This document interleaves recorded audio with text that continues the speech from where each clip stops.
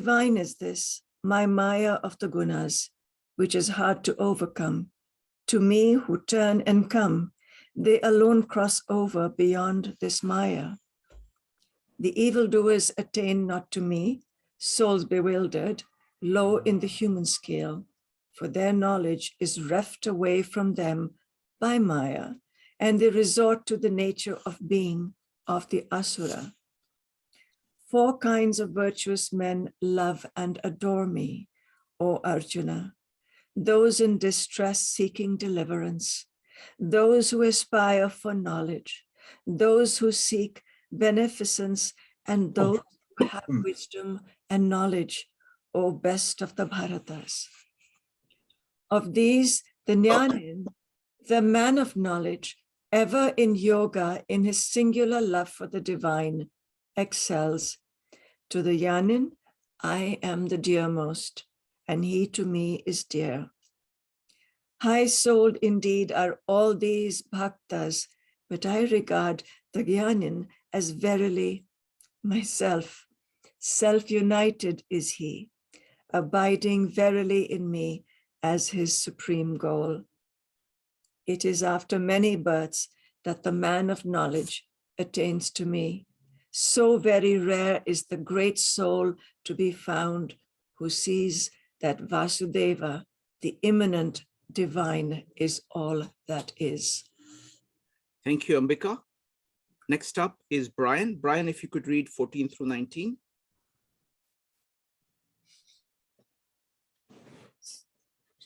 Verily, this divine illusion of mine, made up of gunas, is hard to surmount. Whoever seek me alone, they cross over this illusion. Not me do the evildoers seek, the deluded, the vilest of men, deprived of wisdom by illusion, following the ways of the demons. 4 kinds of virtuous men worship me, O Arjuna, the distressed, the seeker of knowledge, the seeker of wealth, and the wise man, O Lord of the Bharatas. Of them, the wise man, ever steadfast and devoted to the one, excels. For excessively dear am I to the wise, and he is dear to me. Noble indeed are all these, but the wise man I deem is the very self. For steadfast in mind, he resorts to me alone as the unsurpassed goal. At the end of many births, the man of wisdom comes to me, realizing that Vasudeva is the all. He is the noble soul, very hard to find. Thank you, Brian. Yogeshwar, please take your time. Go ahead.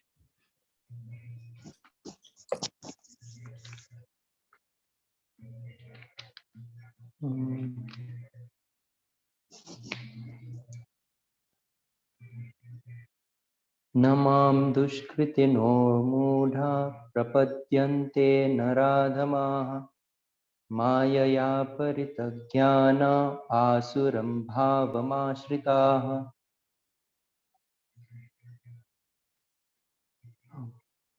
Devi hyesha gunamayi mama maya duratyaya mameva ye prapadyante maya metam taranti te. So in 14, basically, Krishna is saying that Maya, which is Prakriti, nature, in what we know as nature right now, our nature, it is really hard to go past it. It is really hard to go beyond our own nature. The habits that we have grown up with, the habits that we have within ourselves. It's really hard to get past those habits and know the truth. We always know the truth through the lens of our own habits, through the lens of our own nature. So to know the truth as it is really hard. And that Maya, which is Prakriti, which means nature, it is gunamay. It is made up of these three qualities that have been mentioned above. And how are we supposed to go beyond that? Mameva ye prapadyante. So the person who comes to me, who actually knows that I am the only way to go, he is the only one who can go beyond his own nature. If he can know the truth, if he can know the ultimate truth, then his own nature will automatically shred away. It will automatically dissolve away. And that is the only way to get beyond nature.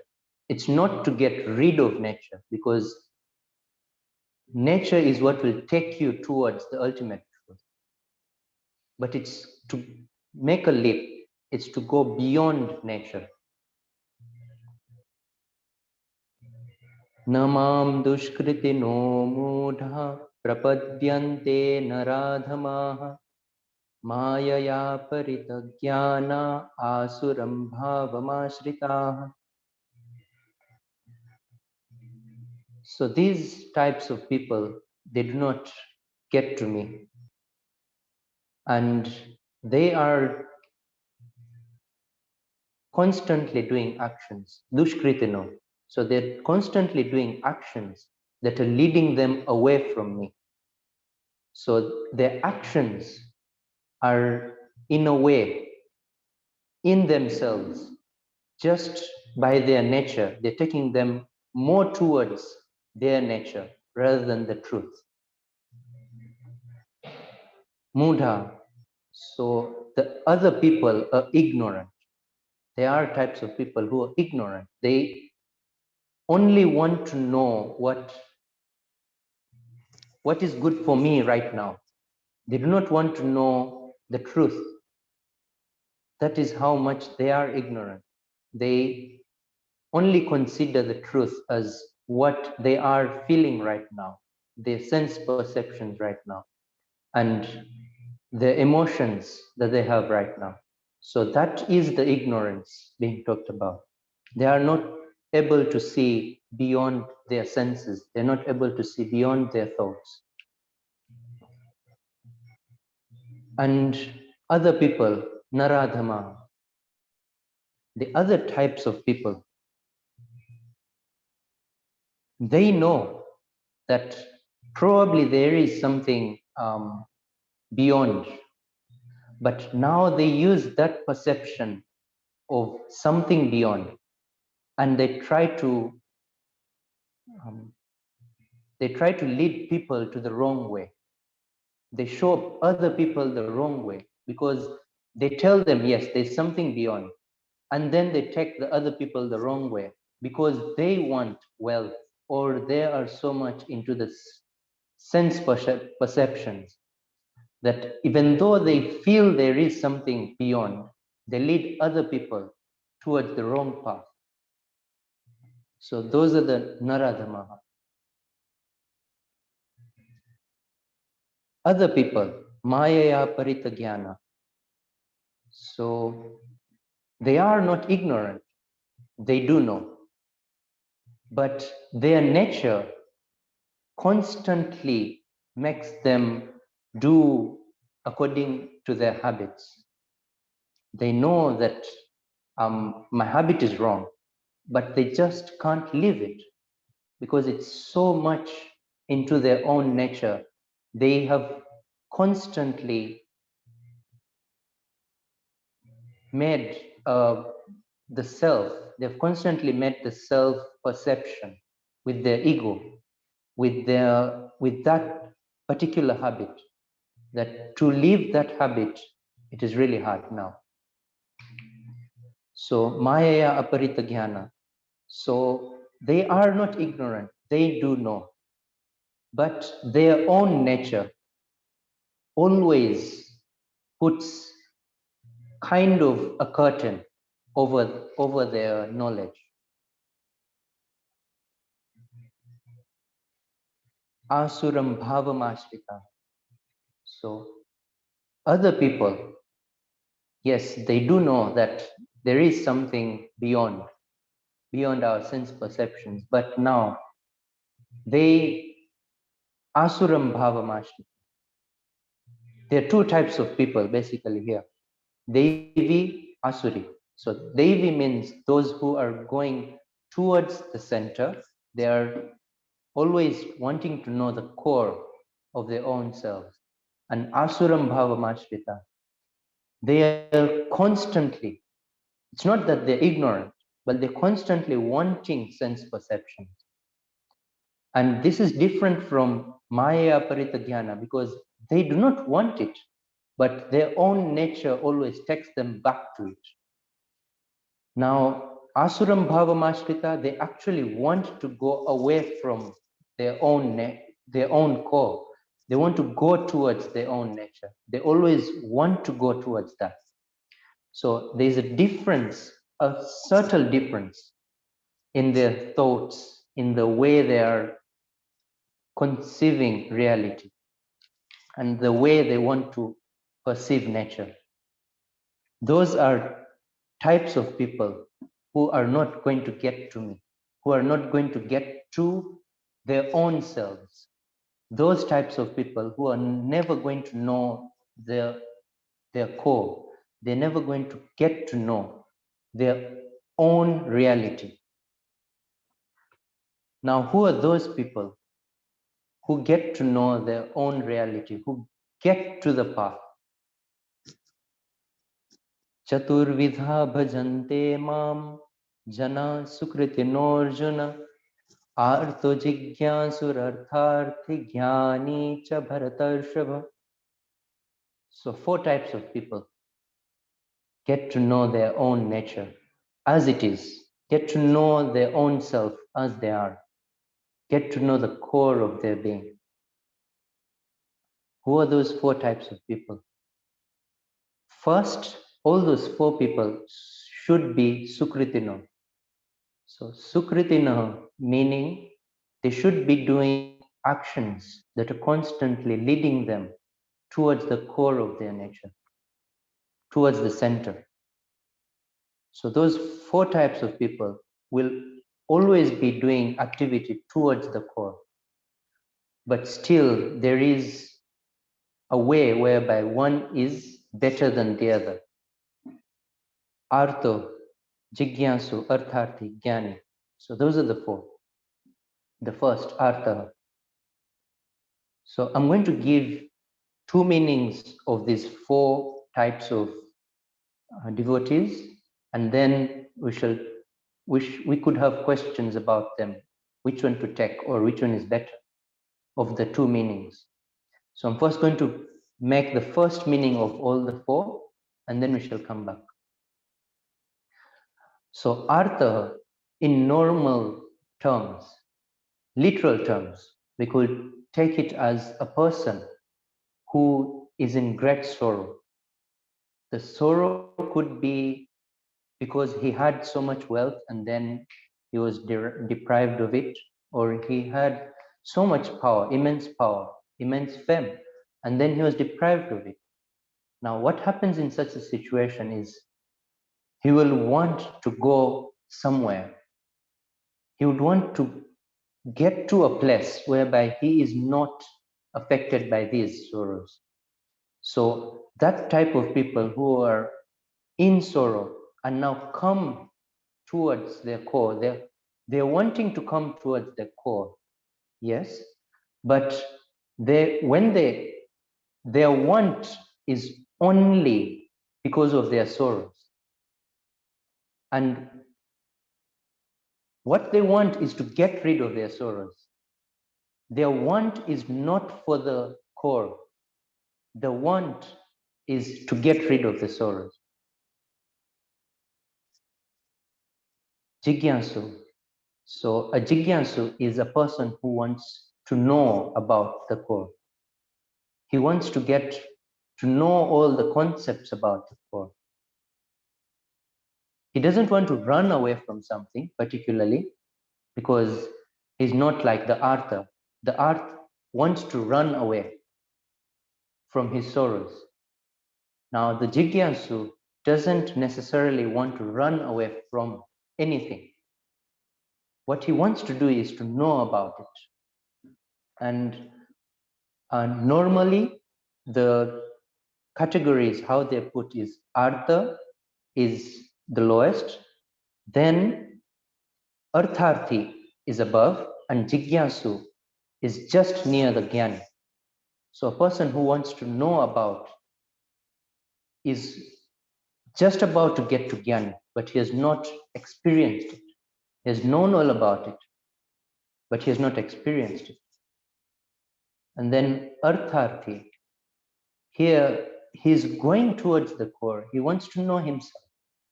But the main point here is he wants something to do with the outer world. He wants wealth, or he wants fame, or he wants the siddhis that are talked about in yoga. So he wants all that immense power, not to get to the core, because that power that that is talked about in the Yoga Sutras, it is because it helps you get to the core, it helps you to get to know yourself, to get to the state of the Jnani. But why does he want all this power? Because he wants fame. If I show this power to so many people, they will start bowing down to me. Or if I show this power to so many people, they may give me money. So that's why he's doing this. And at last, the Jnani.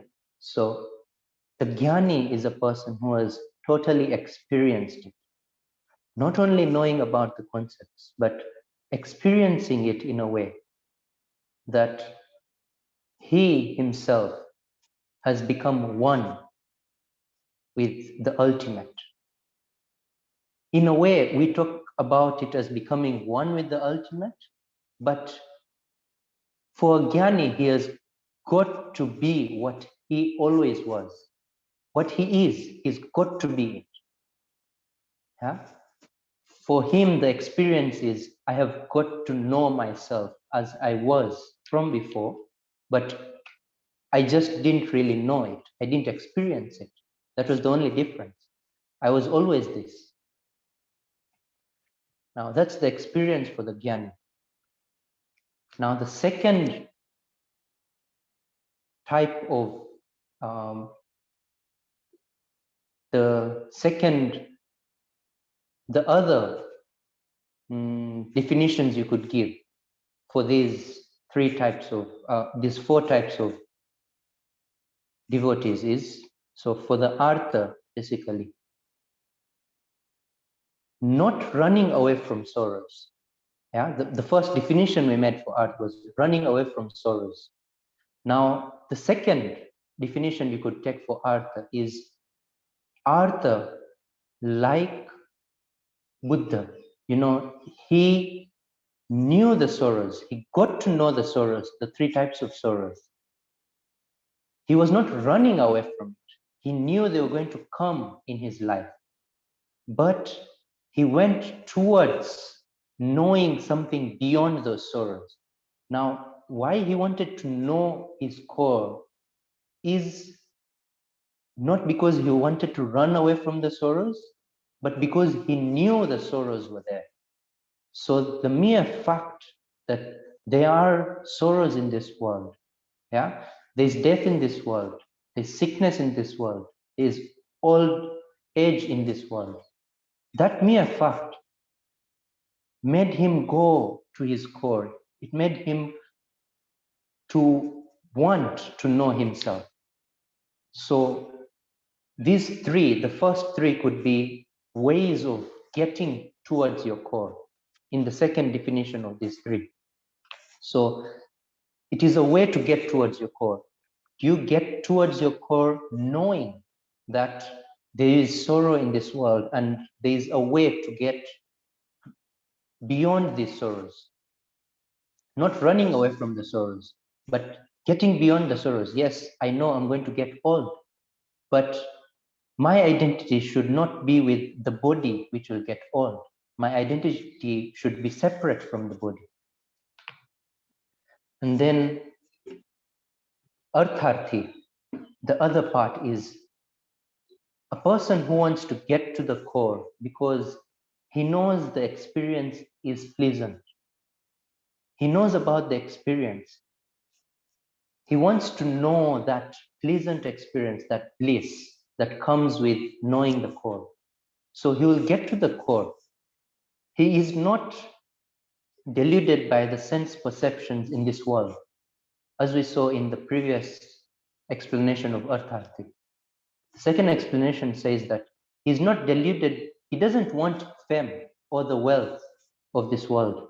What he wants is that bliss that you get when you get to the core. So that's why he wants to know the core. So these are just different ways or different reasons why they want to know, why they want to get one with the core.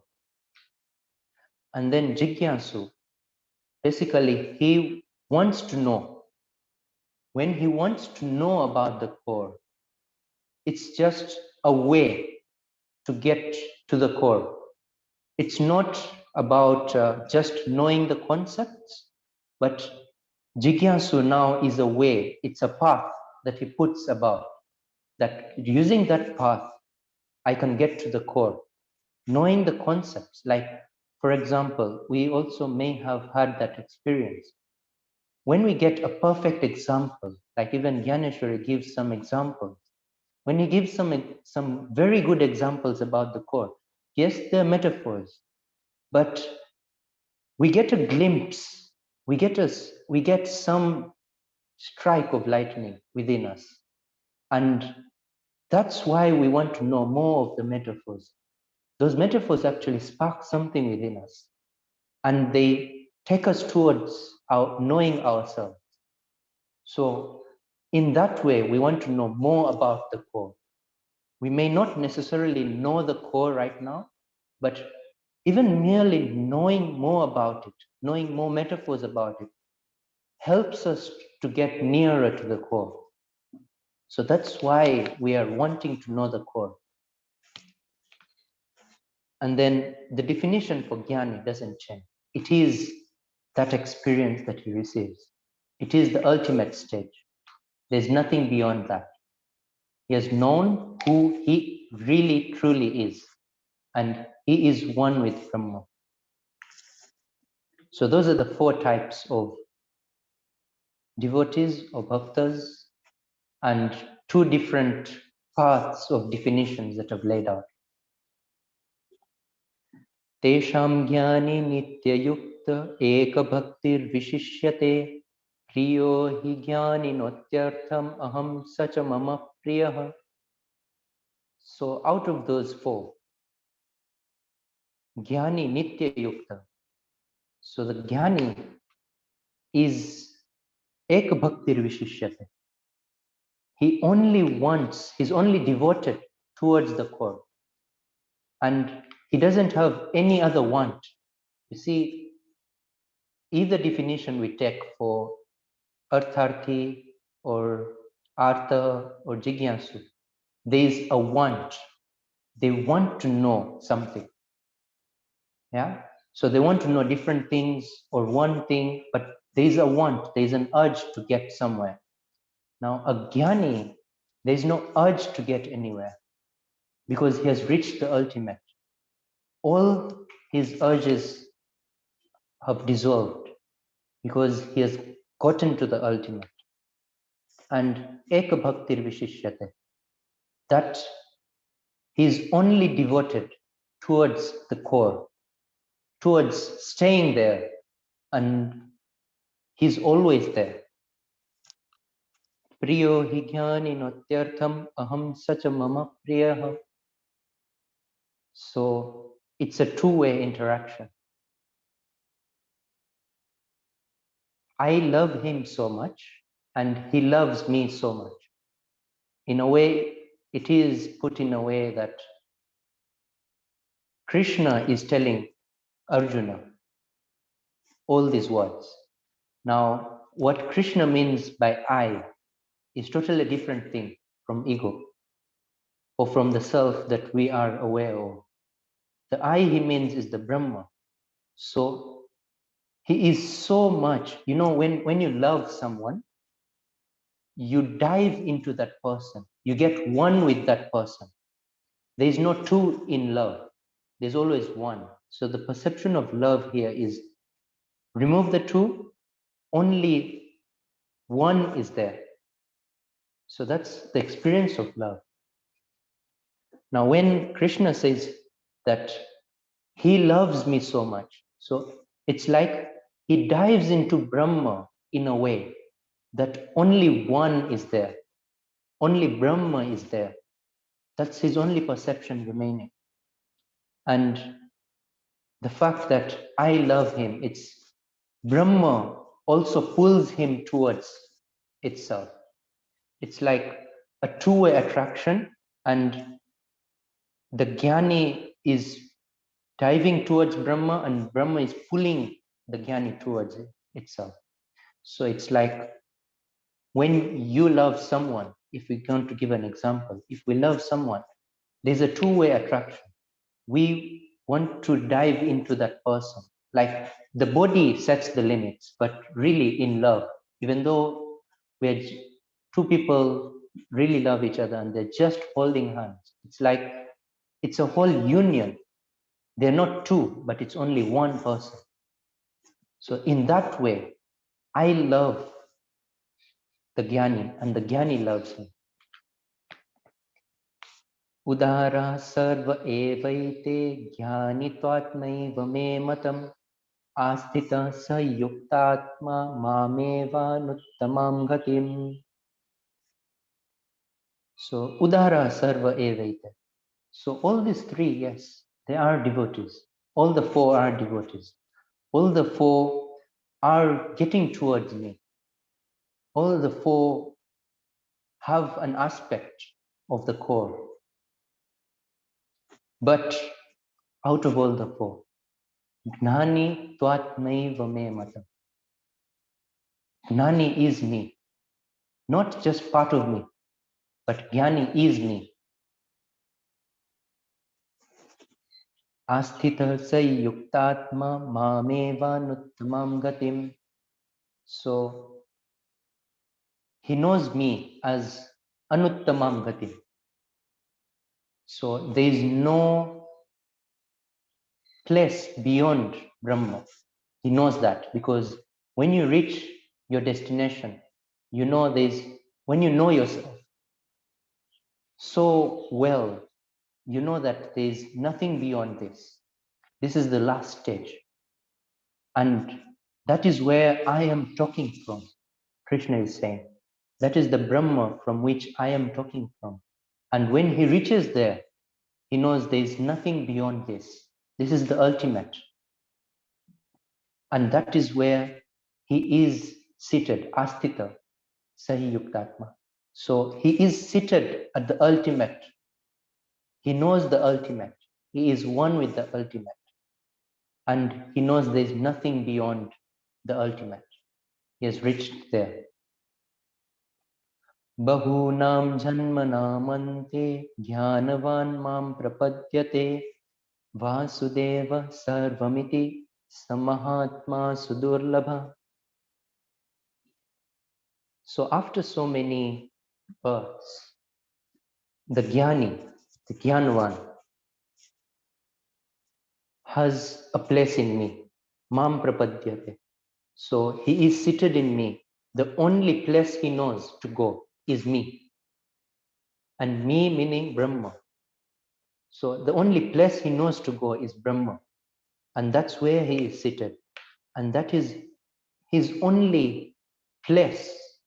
It's his only ashraya. Ashraya prapadyante in this term means his only ashraya. Ashraya meaning the place to sit. That's the only place he knows that he can go to. And that's the only the only self knowing that he has. He's only aware of the self as one with Brahma. There's no separate self he knows about. and Vasudeva Sarvamiti, Samahatma Sudurlabha. That Jnani knows that Vasudeva Sarvam, everything is Brahmamaya. And such a Jnani, Sudurlabha, not only Durlabha, not only the fact that it is rare, but Sudurlabha, he is really rare. So such a person who has become one with the ultimate is really rare. Wonderful. Thank you. Thank you, Yogeshwar. That was beautiful. What we're going to do now is, Doug has studied Bhagavad Gita for a long time, and he just reread 14 through 19. So I'd like to ask, give me just a second here. I would like to ask Doug to comment on this. And after Doug, could you start by reading 14 through 19 and then comment on it? And then I will go ahead and talk about Naneshwar's commentary on it. Go ahead. You need to unmute. Okay, great. Thank you. How hard to break through is this, my Maya, made of the gunas. But he who takes refuge within me only shall pass beyond Maya, he and no other. The evildoers turn not toward me. These are deluded, sunk low among mortals. Their judgment is lost in the maze of Maya until the heart is human no longer, changed within to the heart of a devil. Among those who are purified by their good deeds, there are 4 kinds of men who worship me: the world weary, the seeker for knowledge, the seeker for happiness, and the man of spiritual discrimination. The man of discrimination is the highest of these. He is continually united with me. He devotes himself to me always and to no other. For I am very dear to that man, and he is dear to me. Certainly all these are noble, but the man of discrimination I see as my very self, for he alone loves me because I am myself, the last and only goal of his devoted heart. Through many a long life, his discrimination ripens. He makes me his refuge, knows that Brahman is all. How rare are such great ones.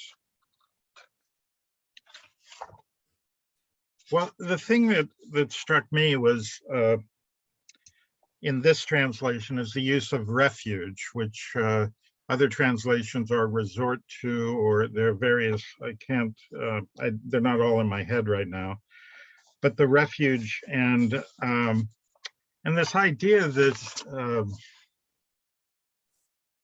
by not seeing through to the Brahman and to the Supreme Self, or the different wordings for it, that does create evil. And I think when I read this, it seemed very different from the sense of guilt in the West, that it's kind of blindness. It's like just not sort of seeing reality. And for that, to me, I mean, this section really seems to deal with that. And the only text in the West, and I bring it up only because it's so direct here, it's almost exactly the same, could be a translation of this verse, is what I've mentioned before, the cloud of unknowing, where Maya in that text is the cloud. The cloud of unknowing is the thing that hides God from you. And what is included in that cloud is even a vision of Jesus, and even a vision of Mary, and even a vision of angels, that they are lesser, that you pierce through the cloud of unknowing with a naked intent striving towards God. So the goal is God, and there are the devas, and there are other things, and there are other manifestations of Brahman and Krishna. But in here, he's sort of saying, that's an illusion. You know, even as Krishna, I'm an illusion. I'm hiding something behind what you see as my face. So that to me is a very powerful section here. And the refuge is picked up later, and there are a few things in here, but I'll get to them later, that sort of struck me when I first read it. Wonderful. Thank you. Thank you, Doug. So now I'm going to go ahead and read out the commentary of Jnaneshwar. I am taking, he expands on this verse. What we read was about 6 verses, and what Jnaneshwar has on this is about 36 verses, because he's trying, because he regards Jnani as being the goal of entire Gita. That is what, that is what the purpose of Gita is, of to actually become a Jnani. And so he spends a lot of time talking about it. So I want to, and what Jnaneshwar is doing is that he's trying to make Gita accessible to anybody. So you can see how much he expands on what has been said in Gita. Okay.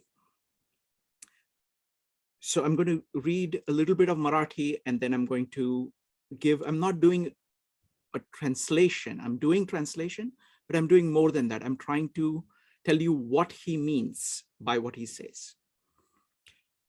Jayacha manase manapana virale, tayanets antarangi zanale. One who has gone beyond the flowing of thoughts in his mind. Only such a person can understand the inner consciousness. Te Atma Tattva. That is the principle of the self. It's the self principle, Atma's principle. Sankalpase oze sandane. It means all the plans, or kind of thinking about the future, the weight of that you've lost. Vikalpacha zulaka tsukone. All the breezes of all kinds of desires you've managed to dodge. Anasakta hone rahasya Arjuna. Stop attachment towards senses. This is the secret of the path towards becoming Jnani. Je lagale avadhanacha utara. So one who has begun to use his concentration. Bodhasa zoduna to tara, who has used his understanding as the pole star towards which to move. Tetsa nivruticha pailatira nighalere. Only those ones have begun their journey across the shore to the core of your being, core of their being. Je nivrutti hatani pani katati avadhani ratar rahati tetsamaga pohati potsati pailatira. Only such people will be able to reach the other shore. Other shore, he's talking about the core of your being, or Brahma, which is the same. Aise jayani ichese sandale.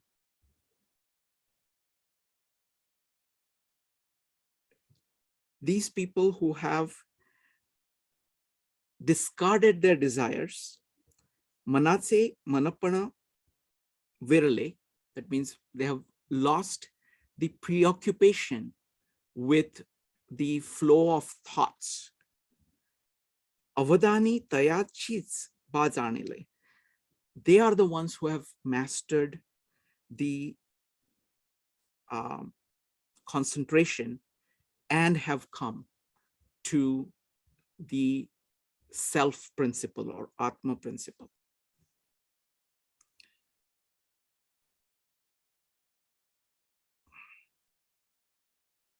Now he talks about the 3 types.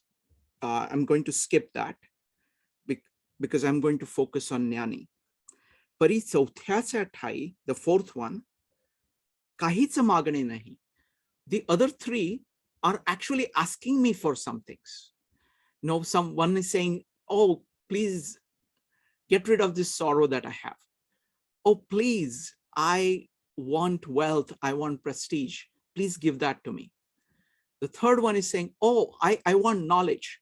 I want to really be knowledgeable and being considered as knowledgeable.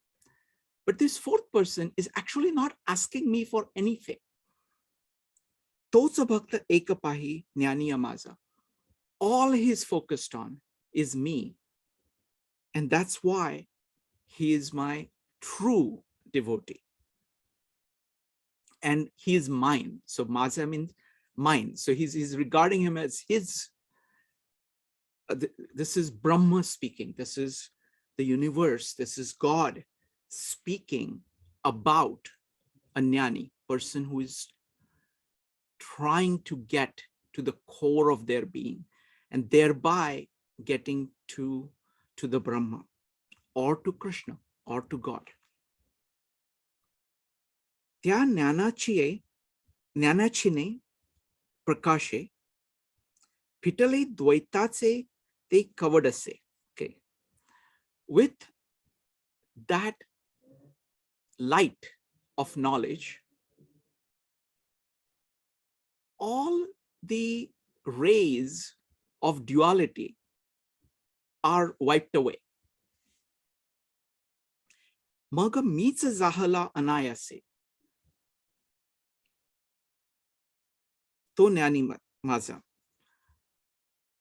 So once this bright light of knowledge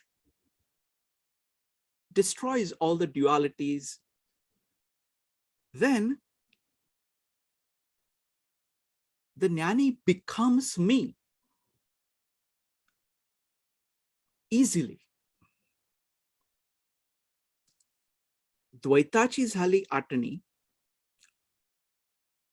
अद्वैताच्या ठिकाणी तैसे आम्ही दोन्ही एकरूप arjuna. So as dualities or all the differentiations of things fall away, and the oneness of everything begins to dawn on the jnani, and that's all he sees, the oneness. In that very action, the two of us, the jnani and the God, me, become one. जैसे वारा गगनी विरे मग वारेपण वेगळे न उरे. Just as there is wind in the sky, but there is no separateness for the wind apart from the sky. Just like that, me and the jnani are one.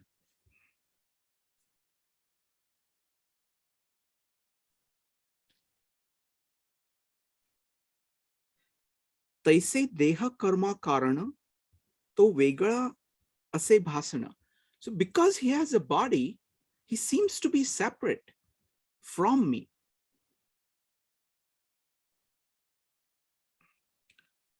But in reality, he is the same as me.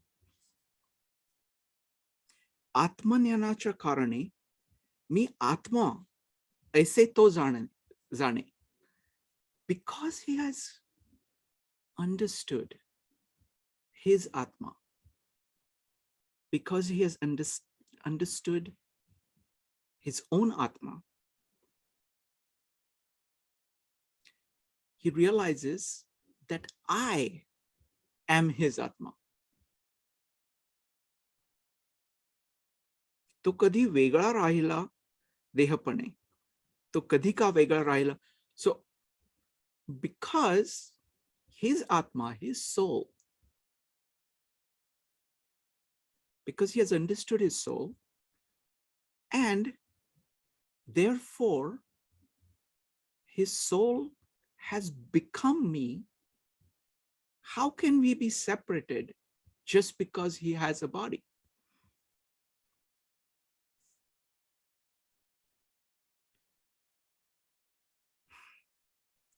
जो जीवभावातून सुटला आणि आत्मतत्वी पावला,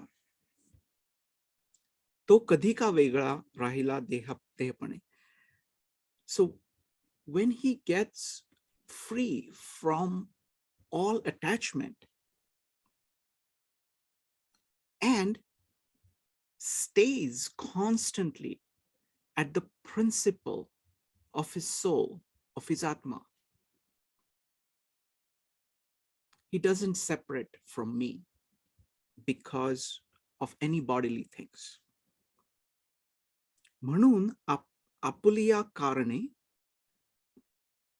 पहिल्या तिघांचे झोंबणे, परी जेने मजसी एकरूप होणे, तो भक्त ज्ञानी. So it is true that the other three kinds also do things, but are also good, but it's only the Jnani Bhakta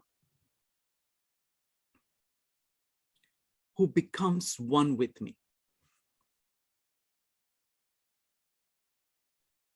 Now he gives a metaphor. He's very good at metaphors. He's now talking about a cow and its calf. It says, दुधाच्या त्या आशेने गाईचे दोरीनी बांधले, परी वासरा दूध ते भेटणे, गाय बांधल्या विना. So when somebody else, when you want to get the milk from the cow, you have to tie the cow and you can get milk from it. But does its calf need to do that? No, the calf doesn't need to do that in order to get the milk from the cow.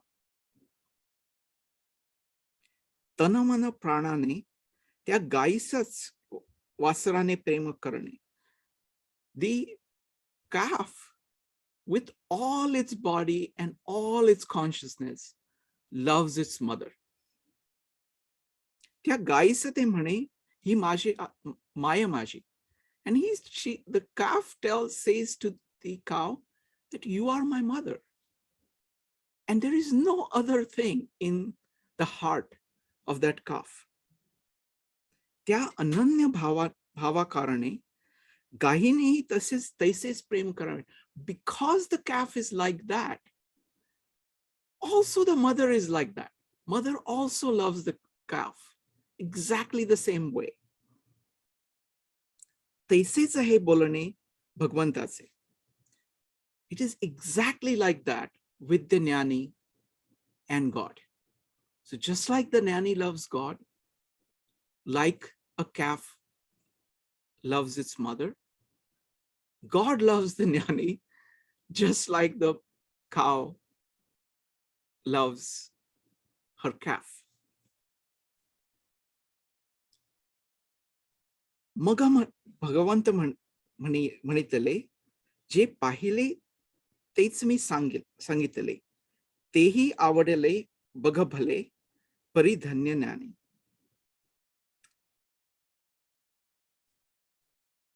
जो जाणून या मजसी एक झाला माझेसी.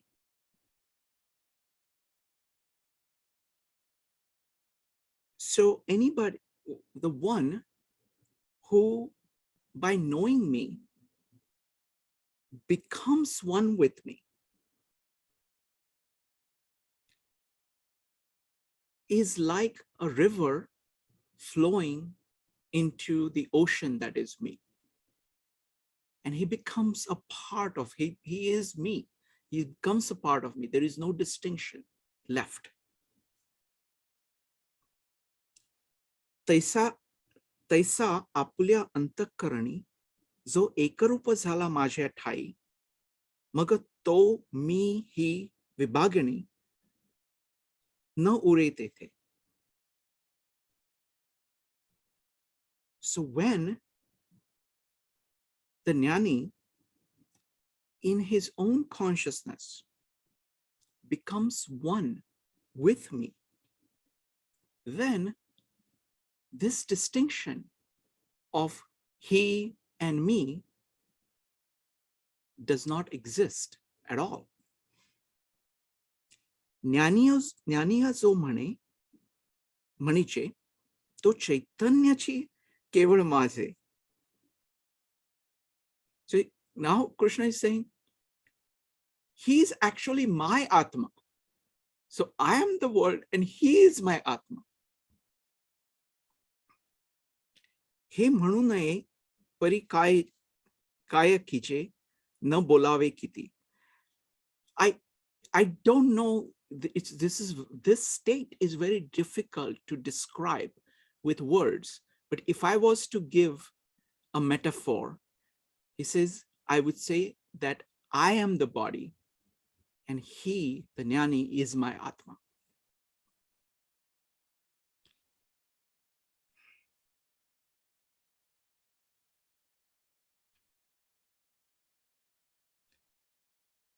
Okay. जयाकडे तो पाहतो, मग तो मीच असतो. निवांत जरी राहतो तरी मीच तेथे. So whenever he looks at anybody, he sees me in them. मग तो मीच असतो, because he is me. So whenever he looks at anybody, he sees the God in them, and the God, he himself is God. निवांतर जरी राहतो तरी मीच तिथे. Whether he's doing things or whether he is sitting calmly, doing nothing, I still am in him and him. Vishwi मीच राही, तो सर्वत्र मलाच पाही. So I fill the entire universe and he sees me everywhere. जसे आत बाहेर डोही बुडला घट. Just like a pot is immersed in water, both outside and inside. So both outside in the existence and in his consciousness, he sees only me. तसा तो राहे माझ्यात आणि मी त्याच्यात. So this is how he is in me and I am in him. But this needs to be experienced and cannot be properly captured in words. ऐसा स्वयंसी आत्मतत्व तो. So he becomes the principle of his own soul. सर्वत्र आत्मतत्वच पाहतो. So he sees the principle of the soul or Atma in everything. मग विश्वच होऊन राहतो या संसारी. So he becomes the Brahma and remains in the world, acting in the world while being Brahma. विश्व आत्म तत्वच समस्त ऐसे आले जयाच्या अनुभूती. तोच श्रेष्ठ सर्वात ज्ञानी माझा. One in whom this principle of soul, of Atma, and principle of Brahma has become one and is fully experienced all the time. He is the greatest of all the devotees, and he is mine. जयाच्या त्या अंतरिती विश्व एकात्मेची अनुभूती. One whose consciousness is filled with the oneness of existence, of the word of Brahma. जो दुर्लभ या जगती जाण arjuna. Such a person is one that I love, is extremely rare. So that is Jnaneshwar. Now I'm going to open it up for any comments that anybody may have, and then 2 questions. Doug, you've not read Jnaneshwar much. What do you think of Jnaneshwar? What I talked about? Well, I'm beginning to see when I have the translation in front of me, with these metaphors, or the cow is very revealing the water, and the river going to the ocean, the water inside and outside the pot. I see how he's really turning these almost into village objects, things that people know, the river that runs by their village, the pot, the cow they milk. I mean, he's really bringing it home. Wonderful. So, Thank you. If anybody else has a comment or a question, go ahead and type exclamation mark.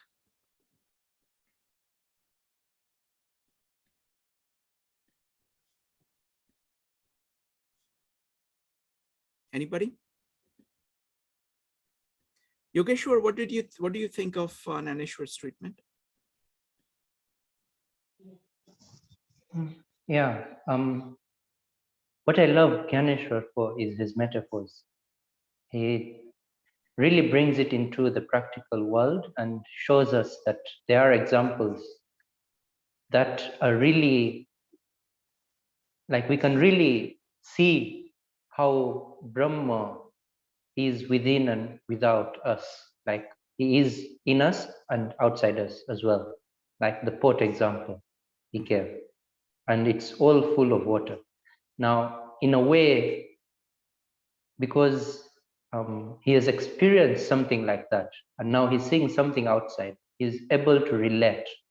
What is the best example I can give of my experience? Mm-hmm.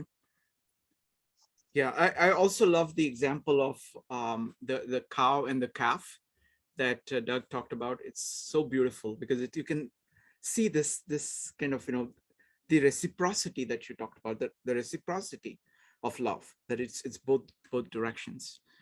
Wonderful. All right, if there are no more comments, we can go to the next part.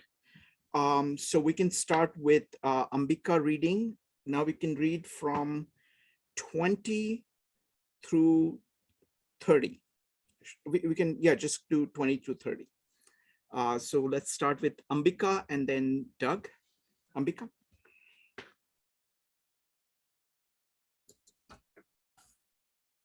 Those whose prudence is led away by various desires approach other Godheads governed by their own nature, resorting to this or that rule or discipline.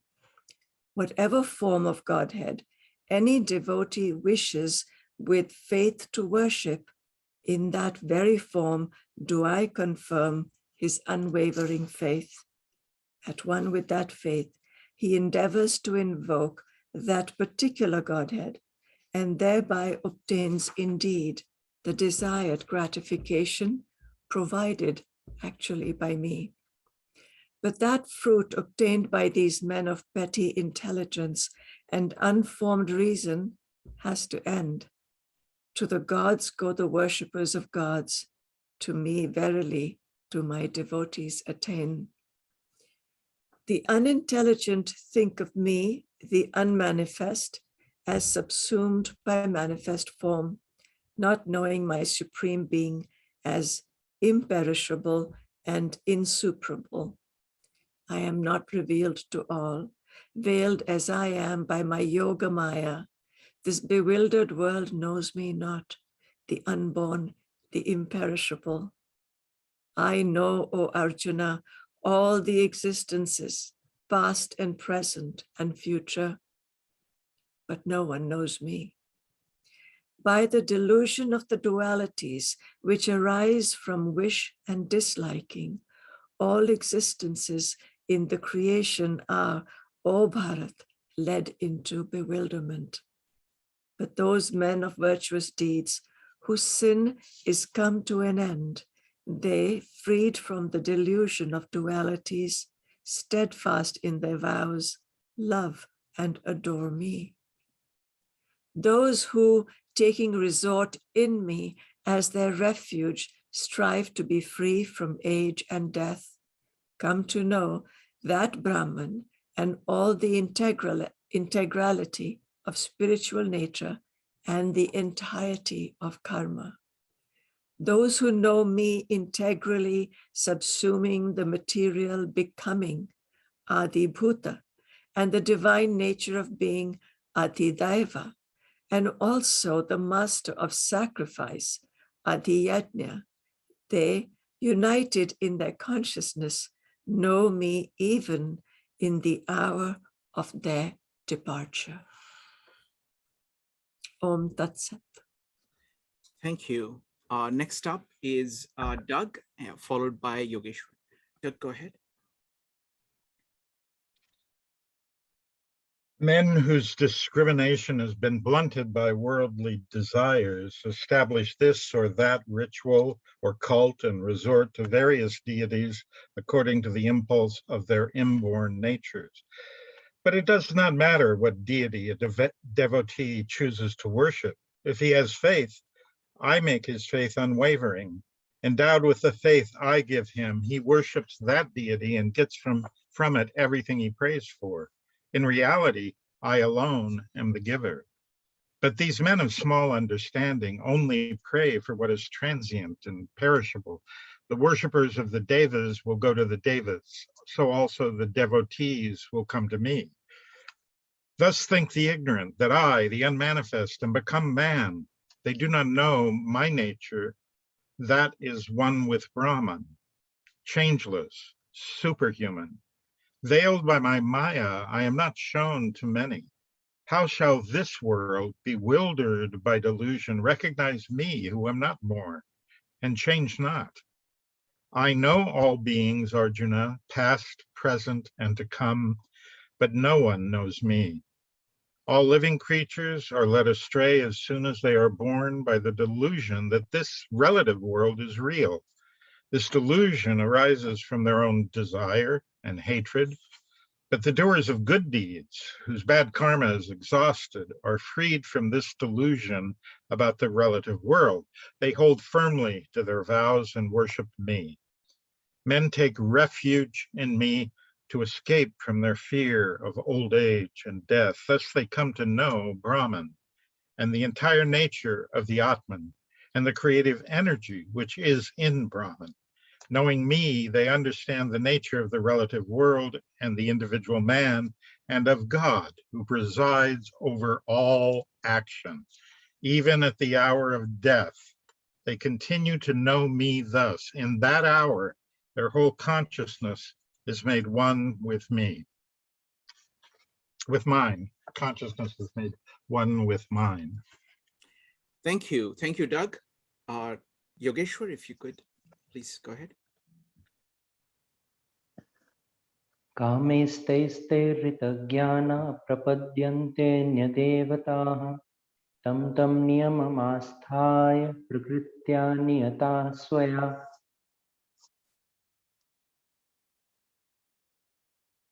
So a person, those people who have desires in them, who have various desires in this world, they do not come to me.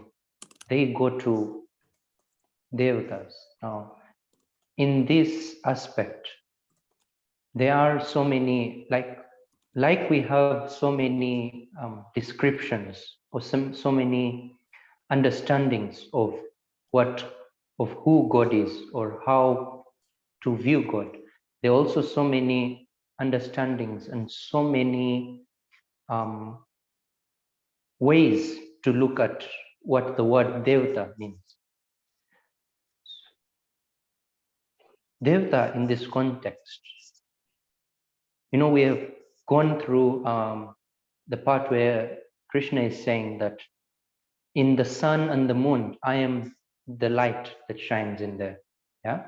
And in all the world, in all this world, I am the pure smell that comes.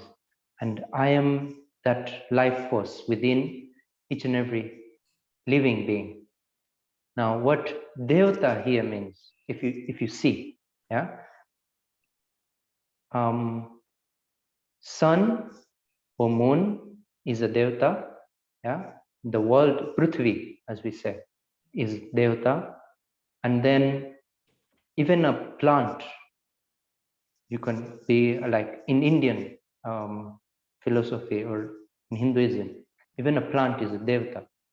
So in a way, what Devta here means, in context to that, is you're worshipping the form, yeah? You're worshipping the form that is there.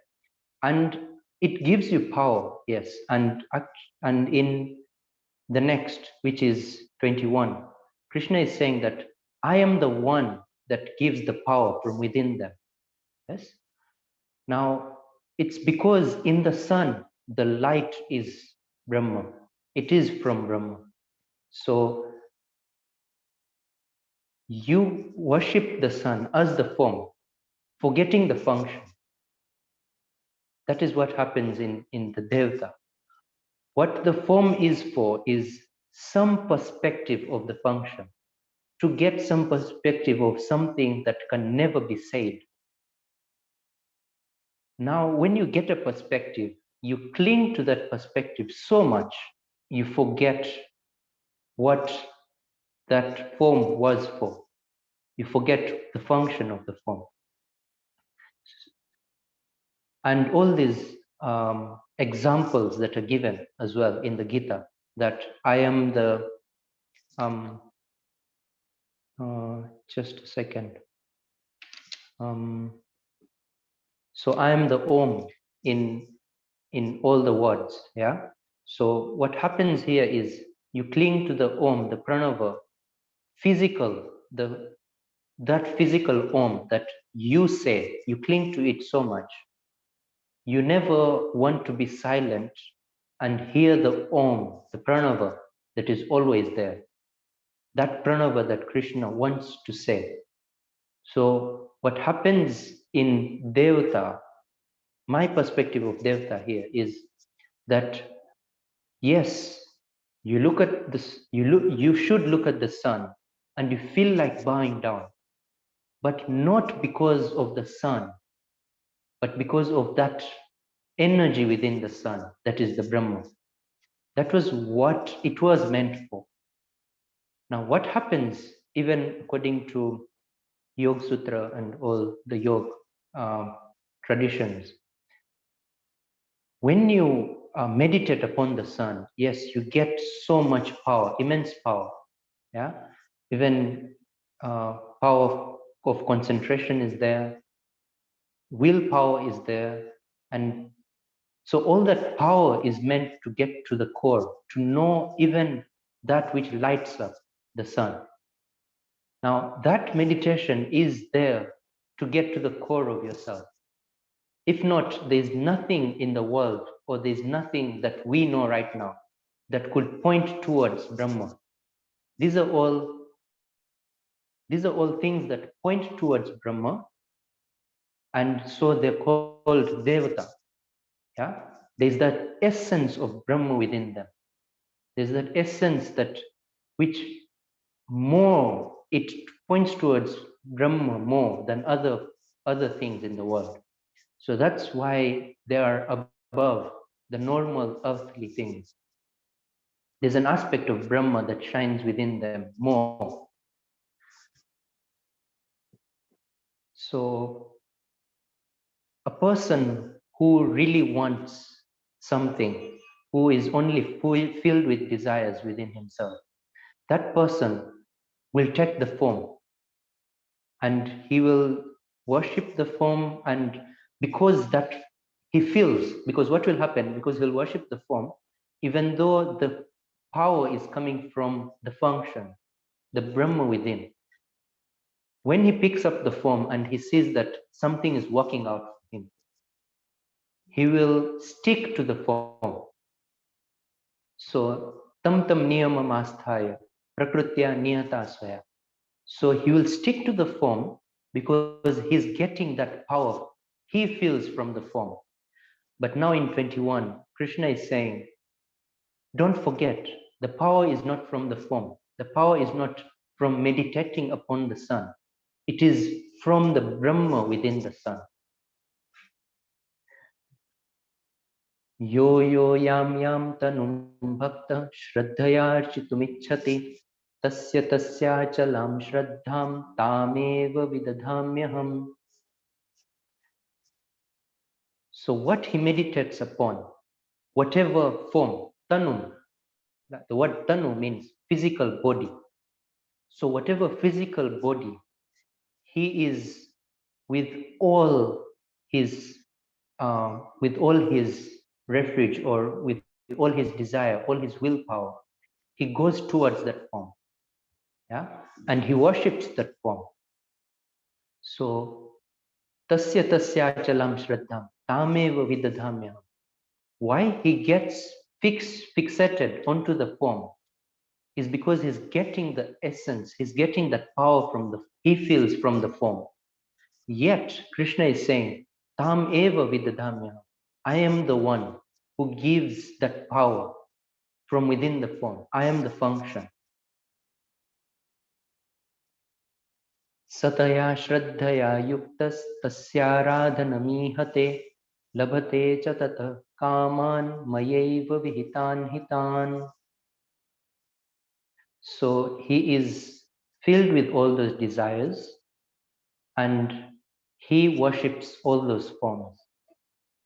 And what happens is, I am the one. I do not break his worship, because his worship is to the form, but it at one point in time will point towards the function.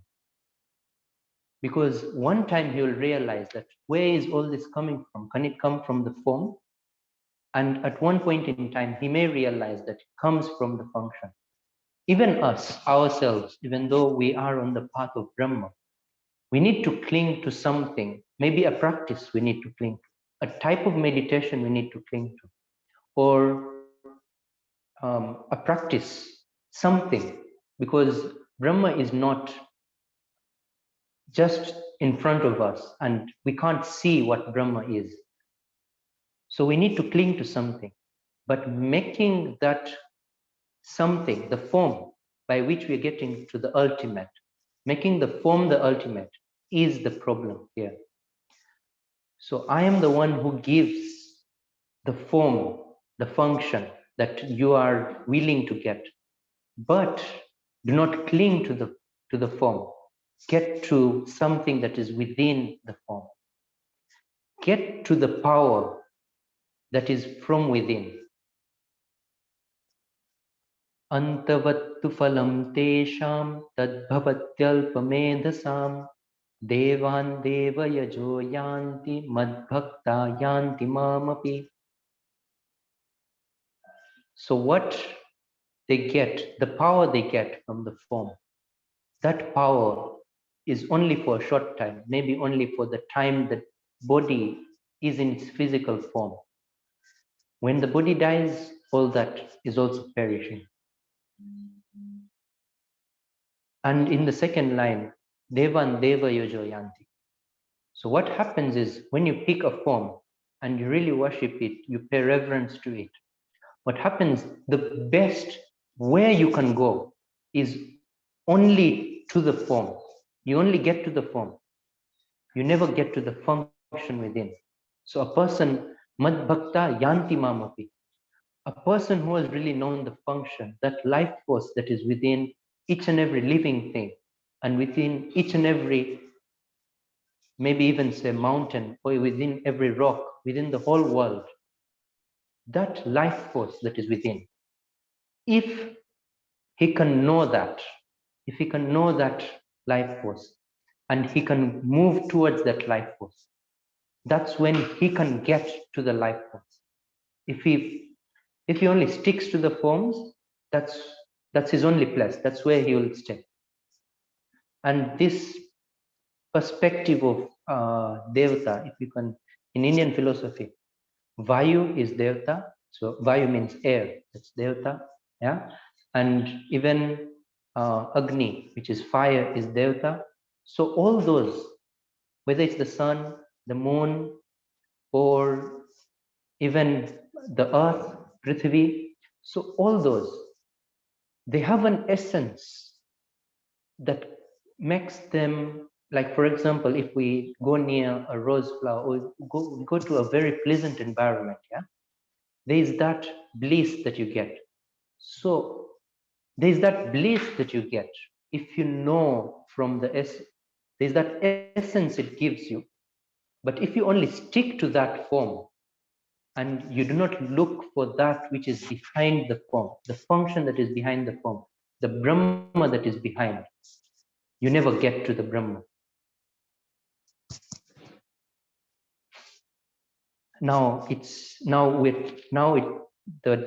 is for Devta.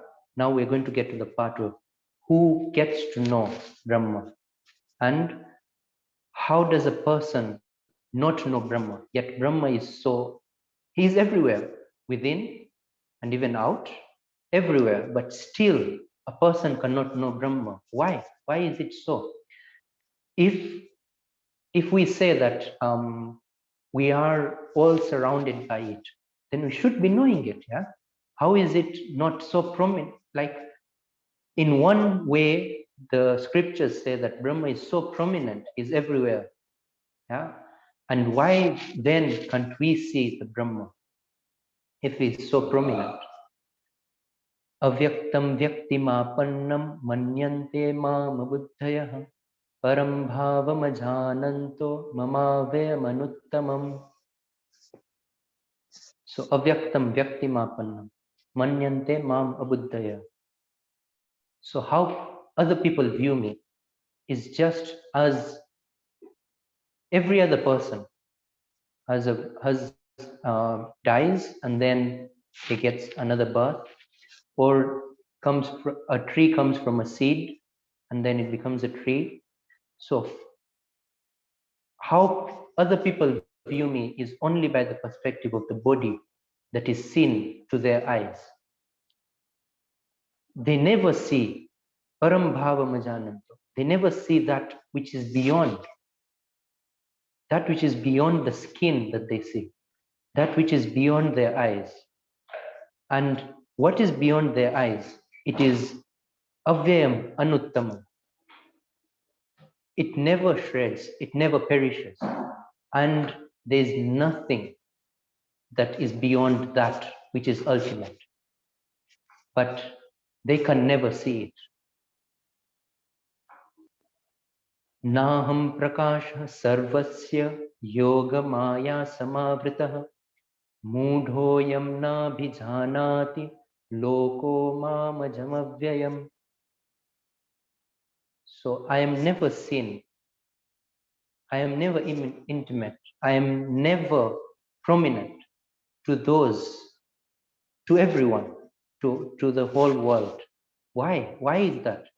Yoga maya samavritah.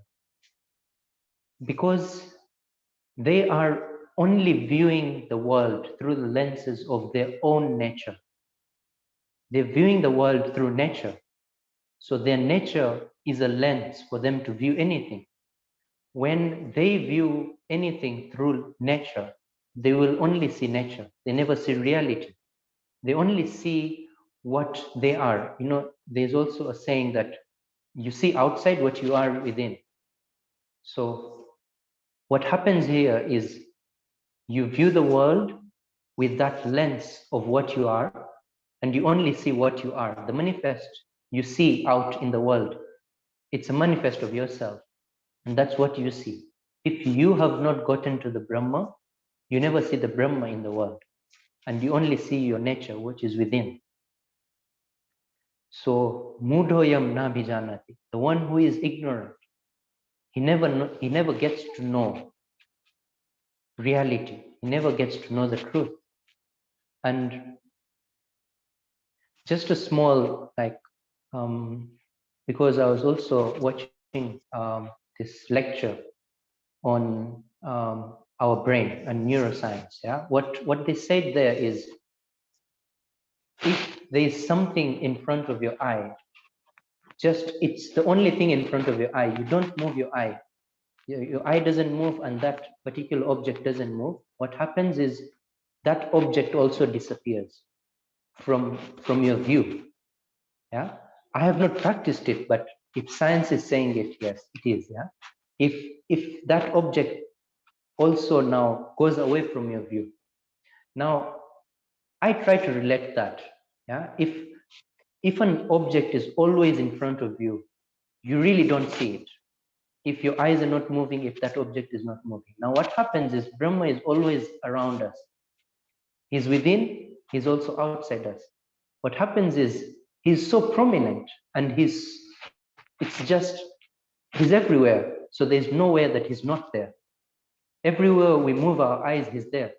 So we don't see that which is always there and which is still. Yeah. And we're always looking for something that is moving in front of our eyes. And we never see that which is unmoving in front of our eyes. So while we are always looking for the moving, we'll never see the unmoving.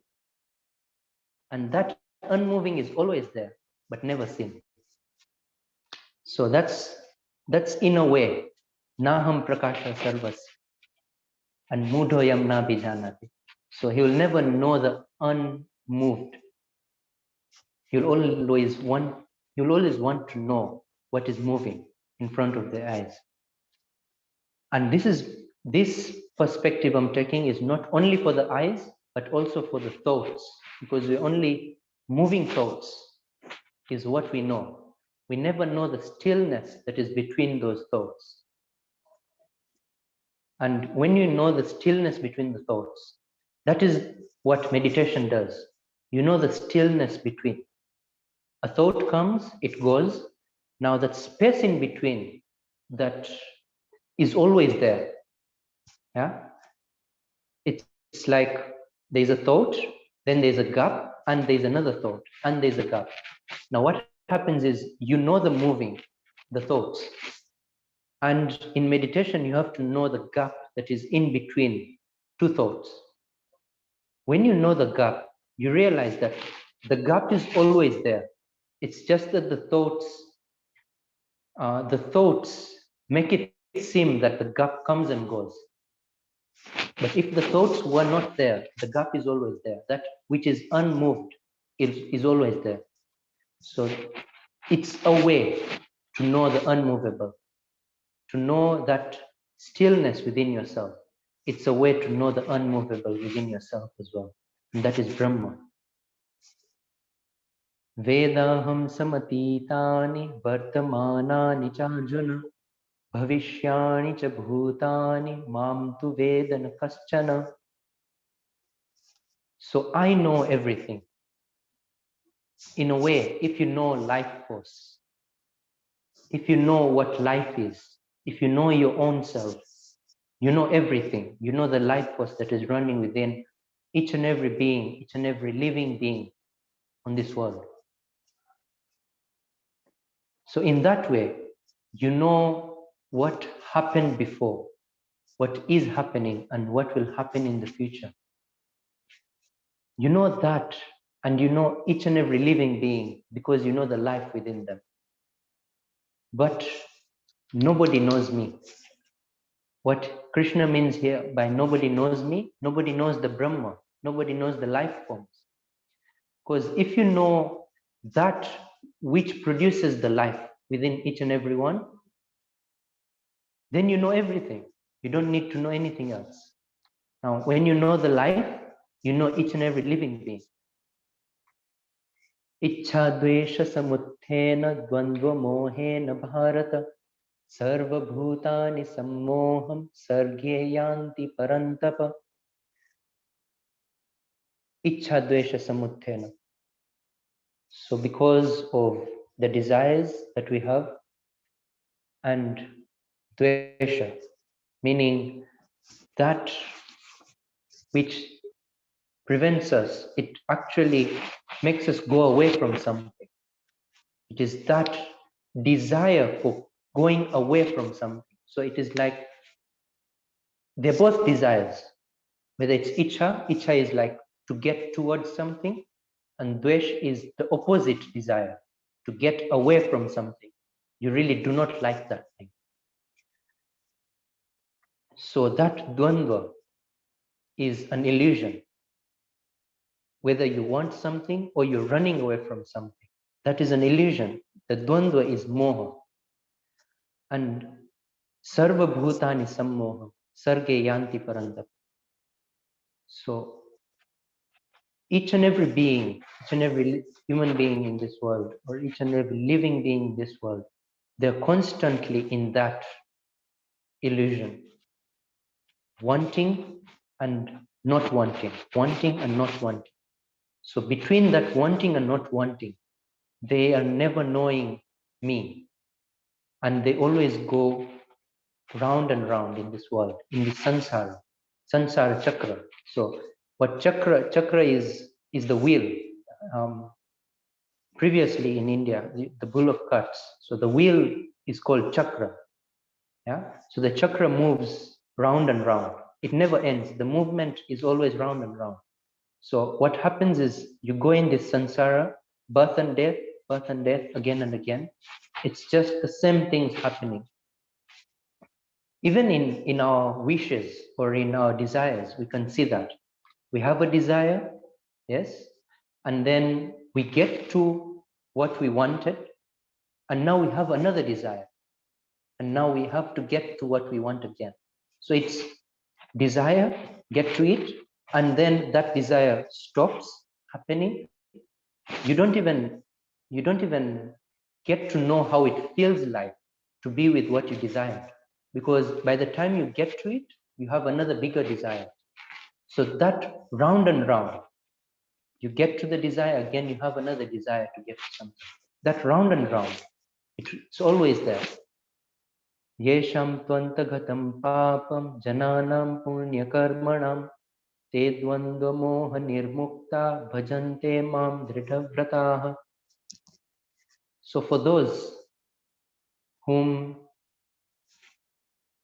those actions, those karma, the papa, which takes them away from the core of their own self, it takes them away from Brahma and putting them in samsara. So all those types of actions, they have dissolved.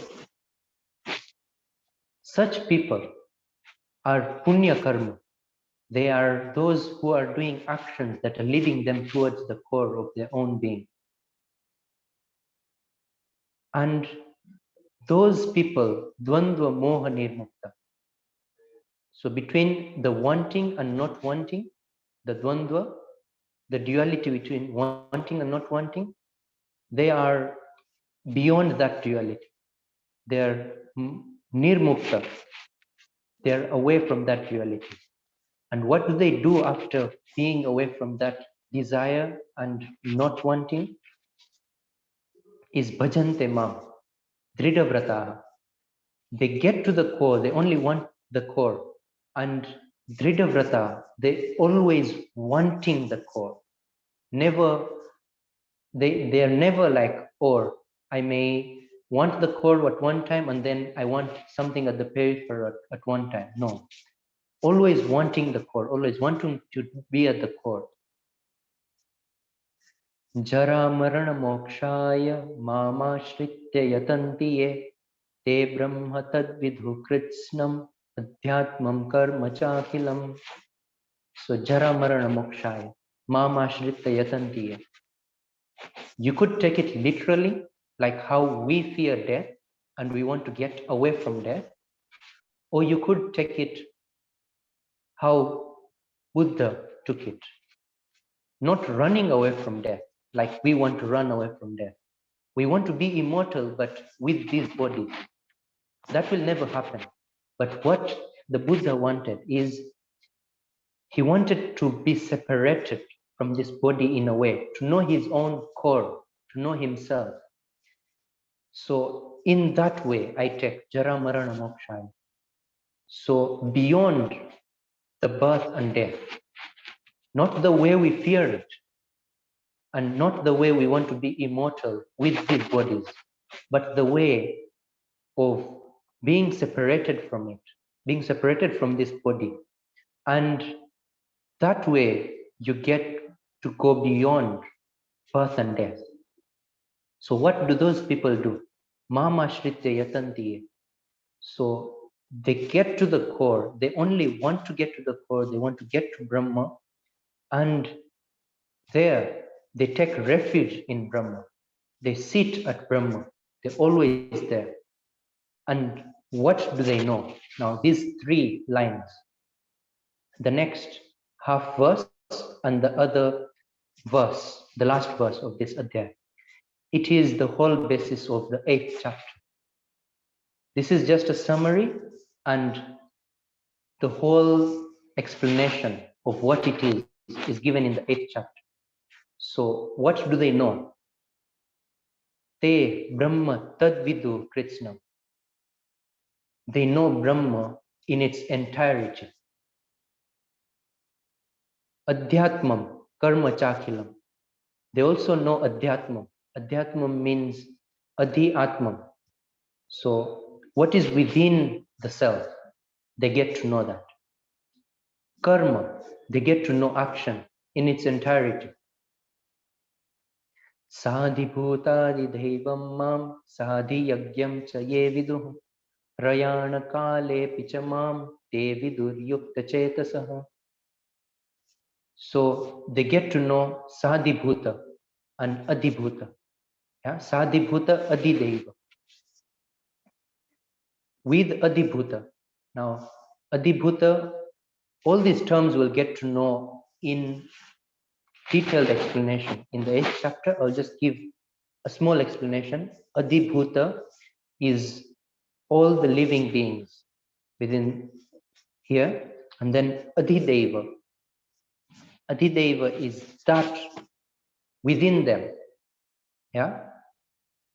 So Adhideva Mam. So that life force within them, all within them. And Sadhi Yagyam Chaye Vidu. So they also know all these yagyas. What yagya here means is that you're paying reverence to that life force. You're paying worship to that life force that is within you and within each and every person outside. Now, what happens for such a person? Even at the time of the greatest mishappening that can come upon them, which is death, prayan kale. Yeah. So even with that misfortune happening onto them, what the whole world takes as misfortune, for him, he is always seated in Brahma. He's always in Brahma and one with Brahma. He's never deluded by the body dying. He never sees, when the body is dying, he never sees it that I am dying. He always sees, yes, the body is dying, I am separate from it, and I am one with Brahma. So that person is Yukta Chetasa. That person is the one who knows. He is the one who ultimately knows. Wonderful. Thank you. Thank you, Yogeshwar. All right, folks. So now it's time for any questions, any comments that you have. So now the entire of this, from 14 onwards to 30 is all you can ask about or comment on anything that you would like. Go right ahead. Doug, would you like to start the comments? Or anybody else who wants to do it, go ahead and type exclamation mark. Doug, go ahead and you can unmute. Let's say a couple of things.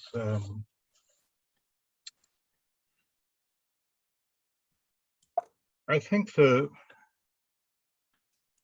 thing here with the various gods and devas, and where the power comes from. I mean, to me, it was very interesting when I first read this, because, there's this argument around the world, what's the true religion? And this seems to say, if you practice with any god, you will get to me at some point. Or there's a sort of consolation in the Gita and a purity that a lot of religions get, into this sort of competitive mindset. And so that I've always found these sections really powerful. I mean, it does return to the Maya, the kind of cloud that hides all of this, and the desires and fears that are related to that. But the only other thing I really wanted to focus on was right at the end, at the moment of death. And, I probably studied the physical yoga, hatha yoga, about a year or 2, 3 before I started studying the Gita. And then I did yoga and the Gita off and on for years and years and years. And it's only about, I don't know, about 20 years ago when I moved to LA and I was in the middle of a strange anxiety attack.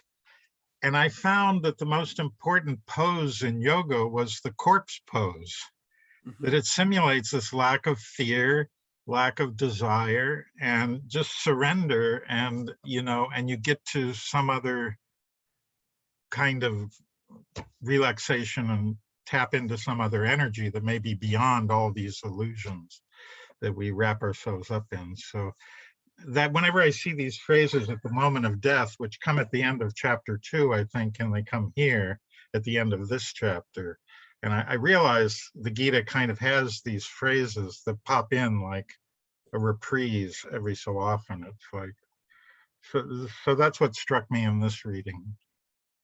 Wonderful. Now I have some comments and questions and observations, but I'm going to give priority to anybody who, everybody has been very quiet. So please go ahead and give your comments and questions. Madhav, go ahead. So one thing that Yogeshwar touched on is about the question, why are we in this Maya? One of the explanations that I've heard is you can't really ask that question because Maya is defined by space, time, and causation. So the why part in Maya, why are we in this Maya, is a part of Maya. It's almost as if asking the question, what is outside of space, or what was there before time? Because what and all those are within that bigger encapsulation. So keen to hear your thoughts on that. Go ahead, Yogeshwar. So yes, in a way, the question mainly here is why we do not know Brahma. It's because we are in Maya. It's because we look at it through the lens of our own nature. Now, why nature is there is nature is always there. It's always with you. Why you are not able to see Brahma is because of your nature. And my, I don't know if I really said it, but it is why you are not able to see Brahma when he is so prominent in the world, is the point I wanted to bring up. Thank you. I just want to make an observation about that. I like the term ground and figure, which comes from Gestalt psychology, which is very powerful because what we are saying is that Brahma is everywhere. So that's the ground. And what happens is figure is, you know, the concrete things like this, which are there, which are your eye can focus on. But the thing that is moving everything is the ground of everything. And that is, you don't notice grounds, you notice figures. Thank you. Next, folks, go ahead and type exclamation mark for comments and questions. Doug, go ahead. Doug, you need to unmute. I didn't see the sign. Oh, I did want Yogeshwar to talk a little bit more just about the word and variations on the word sacrifice that appear here. I find it very interesting, and it seems to strike me in very different ways at different times in the book. So I'm curious, and he's talked about that as we've gone through here, but just apart from any of the verses, just the idea of sacrifice as it exists in the Gita.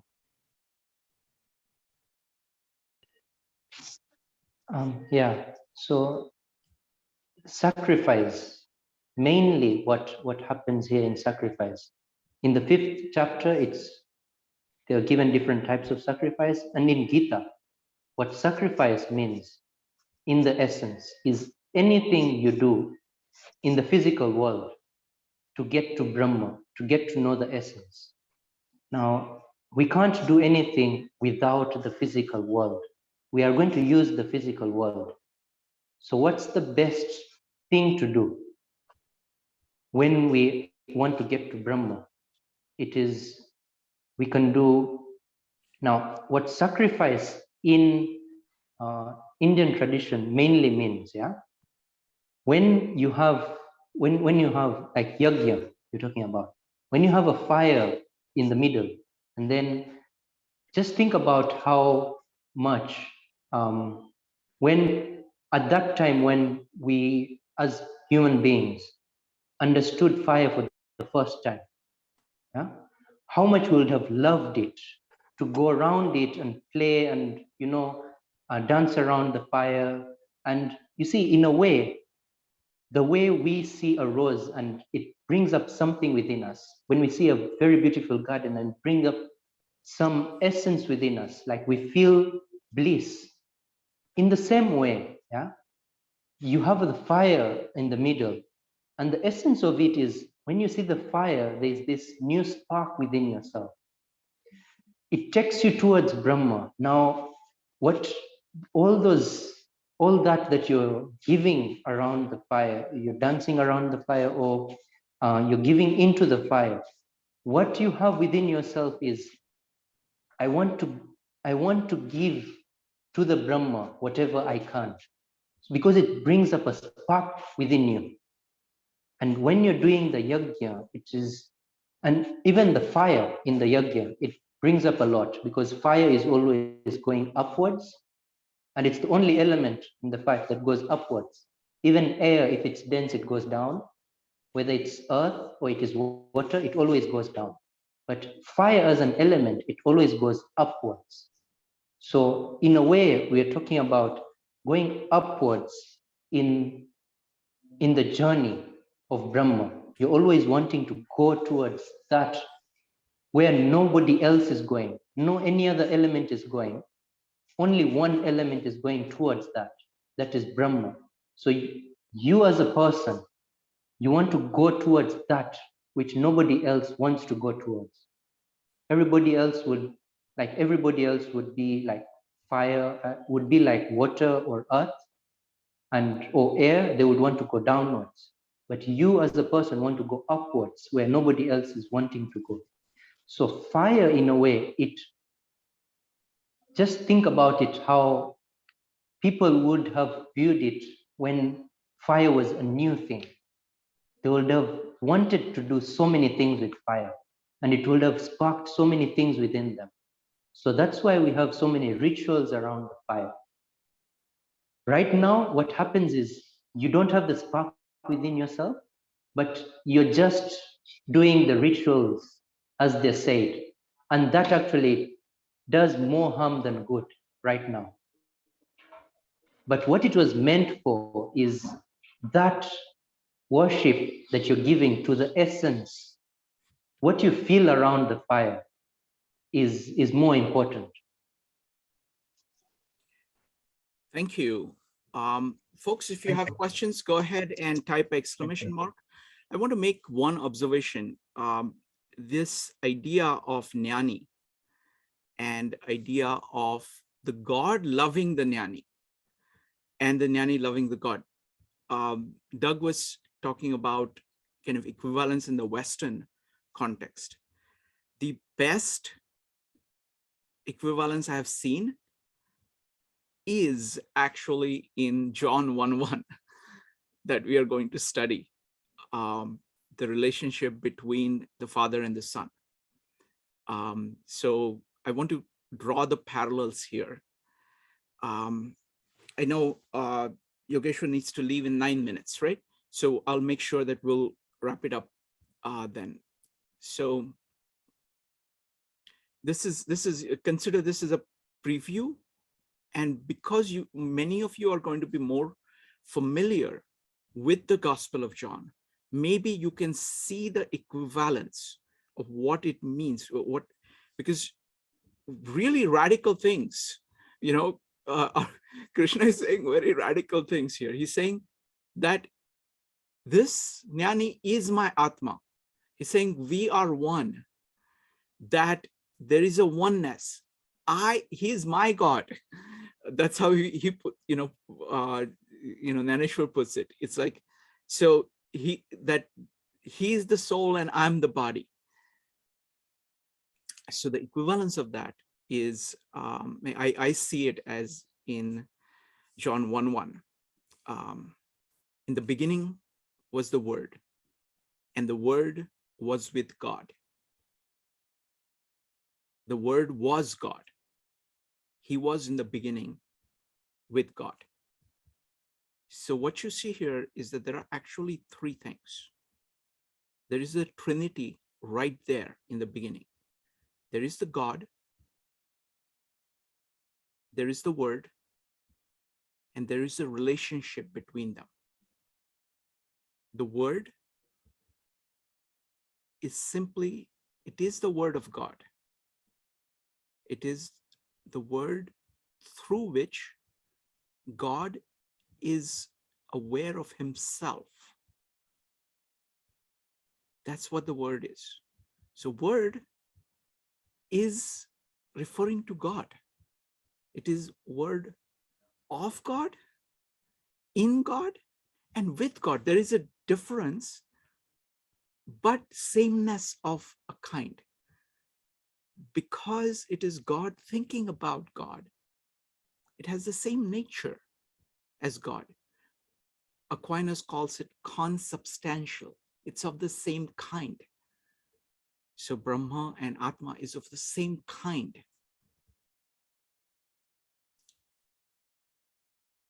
There is consciousness involved. That it is through the Word that God is aware of himself. So it captures all of that. He is the Son. The other thing is that the Son and Father come into being at the same time. Just like when mother gives a birth, before she gives a birth, she's not a mother. Once she gives the birth, both the mother and child are born together because she becomes a mother.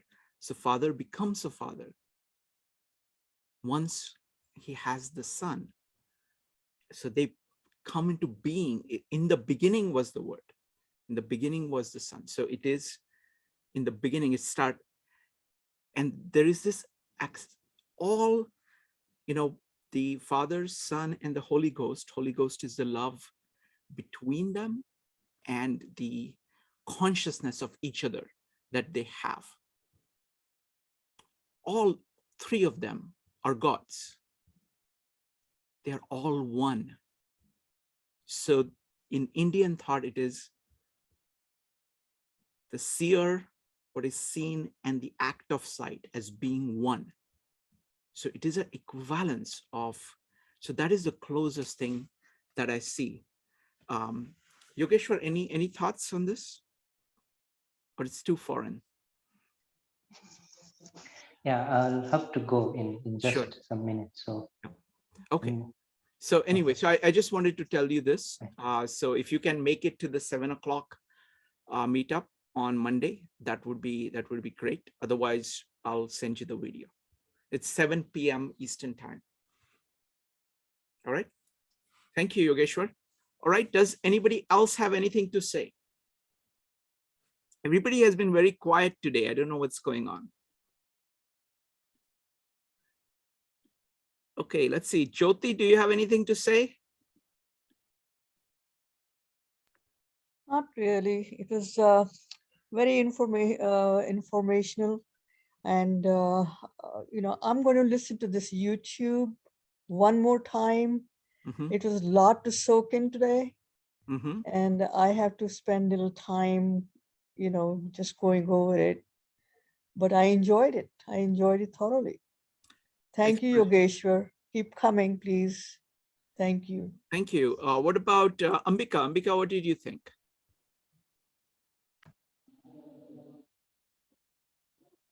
Ambika, you need to unmute. It's such a good idea. I just sit and listen and just feel it, and I'm happy with that. Okay. Of course, what comes up is, how do I know when that feeling happens? How do I recognize it? And I think somewhere we do recognize it. Somewhere there is memory, no, Yogeshwar? There is, yeah. There has to be. you always know yourself. Yeah, You've just forgotten. somewhere there. When do we do Tattva Shuddhi? Yeah. No. Don't push. Let's do it in our own way. Can Let's I do it ask in our the own- question that I wanted to ask Yes, go yesterday, ahead. though?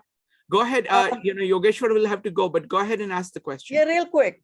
Yogeshwar, sanskara, is it the same thing as a nature that you were talking about yesterday?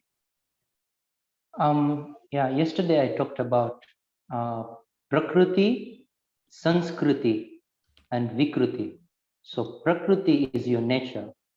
Now Sanskriti, which is also Sanskara, is nurturing yourself according to your nature, according to your Prakriti. So, but Vikruti is nurturing yourself in the opposite way of your own nature. You're going against your own nature. So sanskara in Sanskrit means you do something to build upon your own nature. Thank you. Wonderful. Thank you, Jyoti. Lisa, how are you? What are you seeing in this in these meetups? Shrikant, Yeah. I bought a magnifying glass Oh, good. to read the Read Sanskrit. Sanskrit. Okay. Thank you. Wonderful. Lisa, go ahead. I'm tying this together wonderfully with the passages or the chapters, as you call them, in the chapters. And it's a wonderful experience. The connection comes, the feeling comes when the connections are made. That's my view. Excellent. And I'm going back to chapter 2, which is really a large chapter. Thank you for your time and your great presentation, Yoga Shwar. Your time is really appreciated, you guys.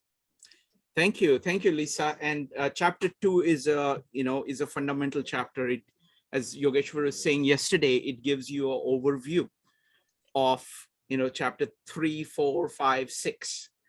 And now the chapter 7 is going to has given you the overview of 8, 9, 10, 11, 12. So it's a great way. I love the structure of Gita because it's like starts up a theme and there is people who keep adding. Shrikant, I just wanted to ask you one thing. Please. For Devta, the definition of Devta in normally what you might have felt like before. How did I define Devta? Was it like, what do you see according to my definition and what you may have viewed it as before? Right. I mean, my initial thing when I read it, I just assumed that it is one of the 10,000 gods that people worship in India. That's how I thought of it. But I think you're right. Once you explained it, it made perfect sense that all of this, Vayu Devta is there. So the idea is that no matter what you worship, if you're worshiping sincerely from your heart, that ultimately goes to the same place. So I think that you made that point very well. Wonderful. Thank you, Yogeshwar. And if anybody else wants to say anything about how is it going, just very briefly, I just want to I'd like to get feedback. Marco, what about you?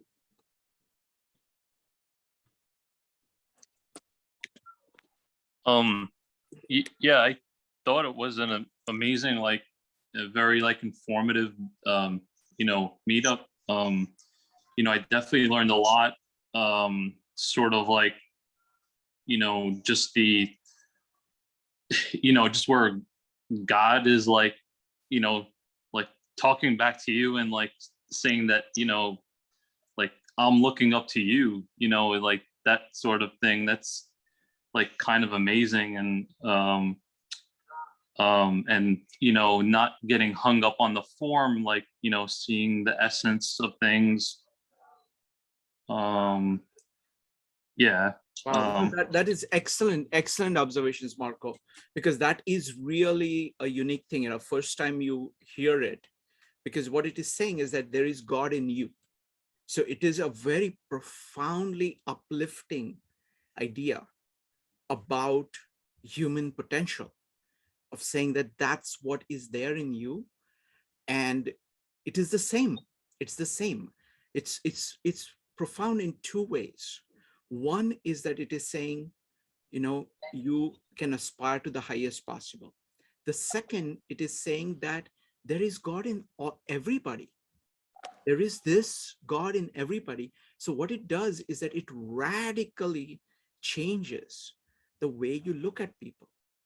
And it also explains why people lose it, that there is all this Maya, you get caught up in external things and you identify yourself with the externals instead of the core of your being. And moment you identify yourself with the externals, and you see that you identify others with their externals, then there are conflicts. There is duality. You're saying, oh, he speaks a different language, and he is younger, he's older, he lives in New Jersey, all of that stuff. Okay. Or he's wealthy, he is ignorant. I mean, just all kinds of stuff. But all of that is kind of solved moment you say namaste, which is like the God in me greets the God in you, because that gives you such a profound foundation. So let's see, Kevin, normally in Tao Te Ching, you speak a lot. Here you have not been speaking much. So please tell me how we're doing. Are you able to get what we are doing? It's a very difficult project for us. For me, for Yogeshwar, it is easy. But for me, what I'm trying to do is that I'm trying to see if I'm communicating with people. Kevin, what do you think? Can you hear me? Barely. You need to speak into the mic. Okay. Go ahead. Now better? Much better. Oh, okay, thank you. Now, yeah, I feel, it's very connected, those idea. I feel Eastern, the connection about the Gita and to the Tao Te Ching also. I feel it's just your perspective is different. But go close to nature as a whole, like God is yourself. You can think about the way you are part of nature. You are part of normally from Western God is untouchable, one God. Here's you are only God. Others also have God. As for the water, have only God. Everywhere is God. Respect, not just human being, not just yourself, also other God. Thank you. Wonderful, Kevin. It's absolutely, I mean, the point about Tao, like Brahma is basically the same as Tao. So when Krishna is saying that there is soul in you, there is Atma in you, he's saying there is Tao in you. There is Tao at the core of you, just like there is that I'm Tao, you are Tao. You have that in front of you. And it is saying that he's saying that most people get focused on 10,000 things instead of the Tao. Go back to the Tao and act according to the Tao. That's what the Karma Yoga is about. And when you do that, good things happen. It's the Wu way of saying in acting in accordance with that. So it's basically the same kind of an idea of saying there is nature, it is what it is, and the nature is in us.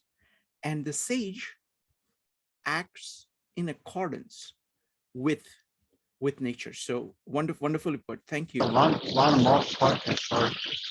Go ahead. One more quick point is about mind, body. It's one, not that yoga style. I feel like, not just when you do physical yoga, you also your mind do yoga too. Your audio is terrible. Sorry, I'm going to. That's okay. So the mind body, that's another, another very powerful idea. Like the Chinese thought is actually excellent, is the most amazing at integration of the of body into everything. And Indian thought is also good. Okay, it's kind of somewhere between the Chinese and the Western thought. The Indian thought of all of these, different yogas. Firstly, the yogas are comprehensive. So it is treating your body, it is treating your emotions, it is treating your thinking, it is training your attention, and you're working on all of these together, and all of it is, they are related to one another. And no matter which ones you focus on more, the other ones will help you. So it is a integrated way of looking at life. And the mind-body connection is huge. I mean, we have not started looking at it in great amount of detail, but there is a lot of things with like chakras and stuff like that, which is really, really powerful. Wonderful. Brian, what about you?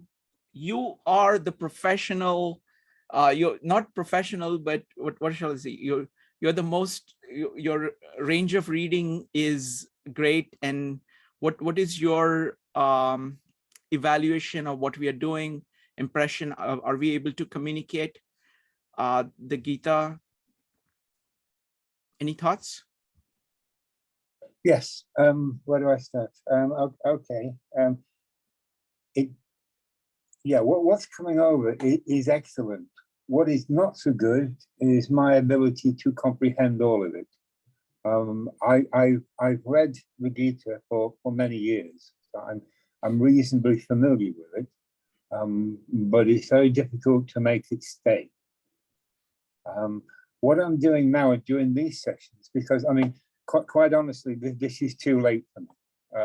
It's well past midnight now for me, and I'm very tired, so it's difficult to absorb. So what I do is I will listen to this, but I will go to YouTube when it appears there and listen to it at least another couple of times to try and get what's going on.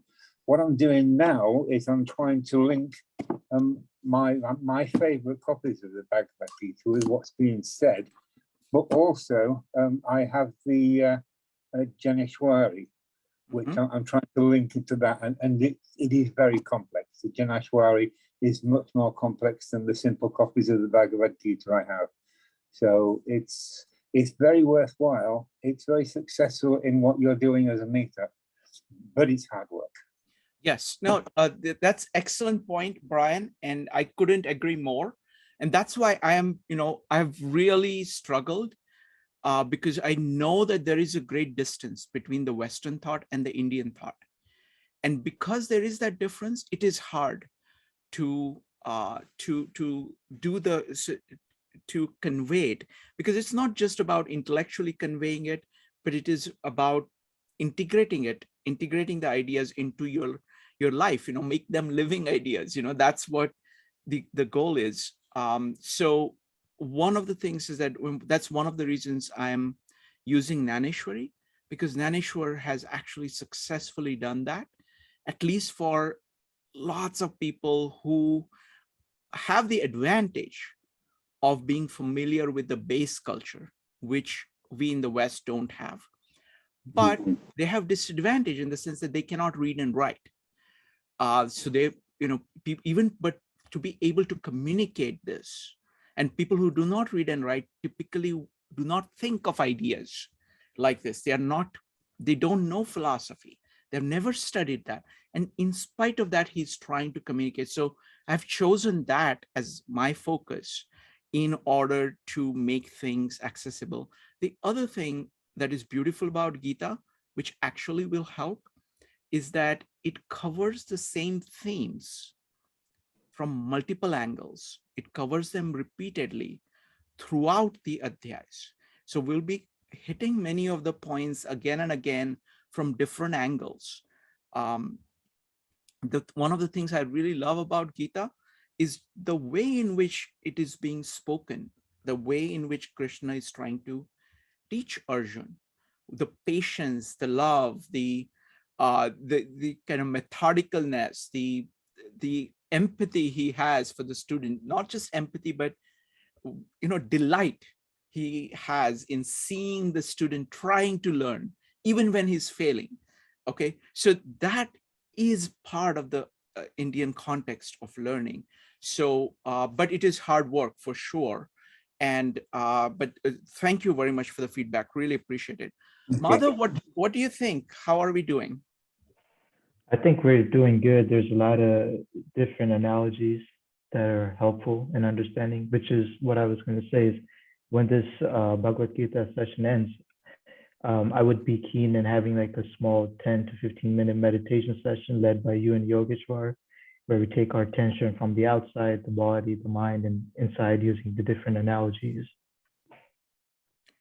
Sure, I'll see what I can do with the meditation thing. I'm trying to. What I'm doing is that I'm trying to optimize it in various ways. I mean, along that line, what I'm trying to do is I'm also trying to bring in various parts of the Indian culture, whether it is stories, whether, from multiple angles, so people get at it from multiple angles. But I like the idea of the meditation session, and we will do it at some point. We won't do it every time, because what we're trying to do is I want to get the whole span. So one recommendation I have for everybody is that the medium matters. And actually Bhagavad Gita is much better.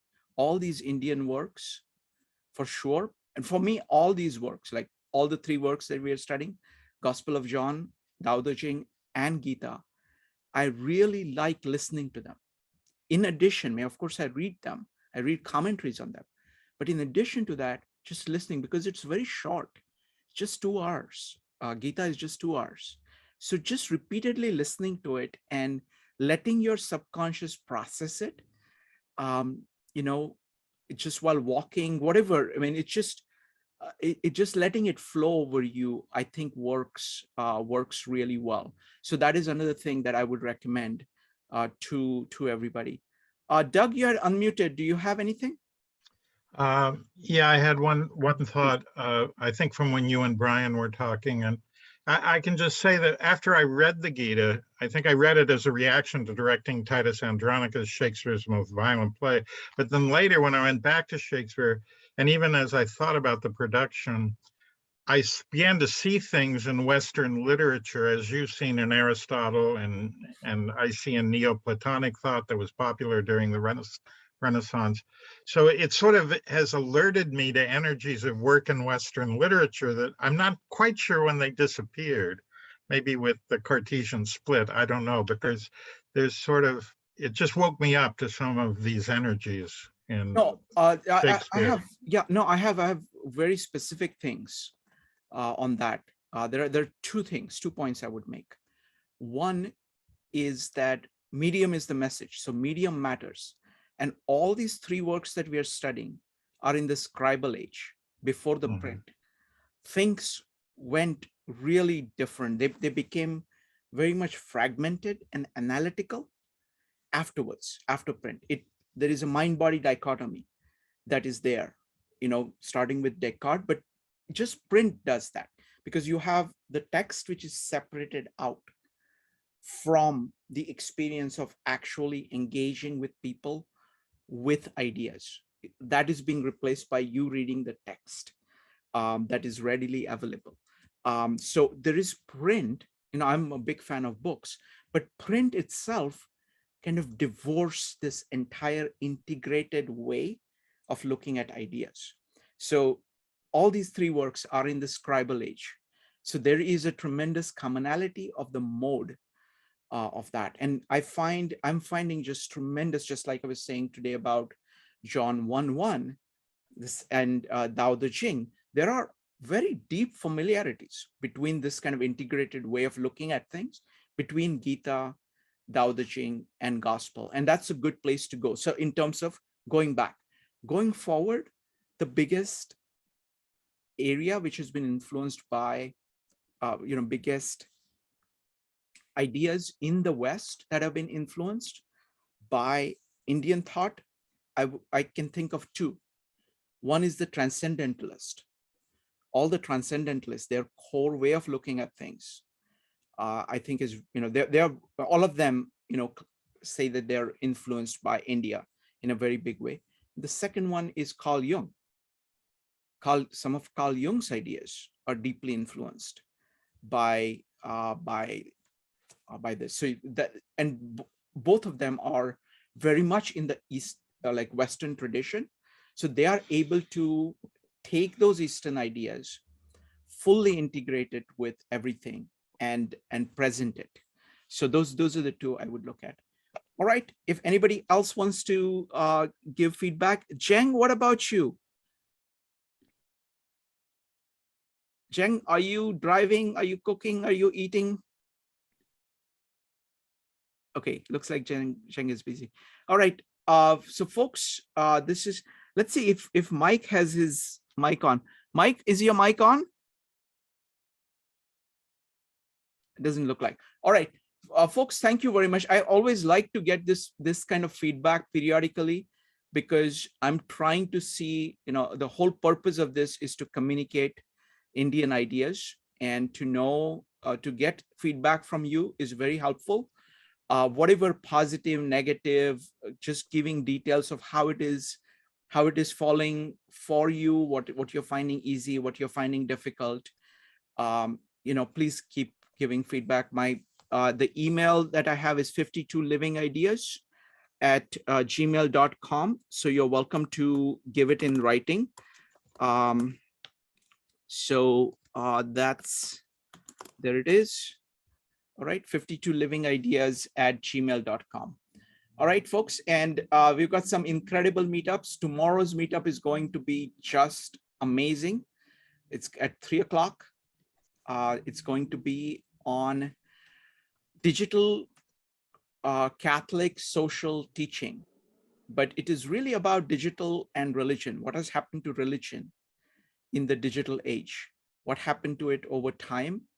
And Catholic Church is simply the biggest example where you can study what has happened to religion over time because of its continuity and long history. So that's going to be amazing. I'm doing Aquinas 1:1, John 1:1, which is going to be very good. That's going to be at 7 o'clock on Monday. I'm doing these with both these. I'm doing the experiment, and the third one is going to be on Monday at 9 p.m., which is on poetry. If this is read your favorite poems. For all these three, I have fully integrated now writing into it. So all of the slides for tomorrow's presentation are available on the meetup page. So you click on, I put it on 52 Living Ideas blog. So there I'm calling it the Scribal Hyperbook, but let's not talk about the title yet. The basic idea is that a lot of the material will be available to you upfront. So for example, my condensed version of Aquinas commentary on John 1:1, I have put it up so you can see that. All of Mark's slides for tomorrow are up already. You can see that. All the poems that were read last time, they are there on the meetup page, the blog page. All of these are there, are connected to from the meetup thing. So, and moment the meetup is done, I take that, I try to collect notes from everybody and then put the written material back. So both the video and the written material goes back onto that same page. So you have this back and forth between oral and written. You are welcome to come into these pages, put your comments, put your suggestions, whatever you want. So it gives you a way of interacting with the meetups offline, and keep adding more things to it. This is a new format that I'm doing. I think that they are going to make our learning, they're going to turbocharge our learning. So please participate in that. Take use of, I'm launching it for these three first. That is the tomorrow's meetup and the 2 meetups on Monday. Check out the pages. You can go to 52 Living Ideas. Just a second. I'm going to put the blog here. https://52livingideas.com/blog. And you can also find is there, if you go, you'll see all the new pages that I've created. And you can see all of these materials. So do participate, do comment on it. So we'll go from there. All right, take care. Bye, everybody.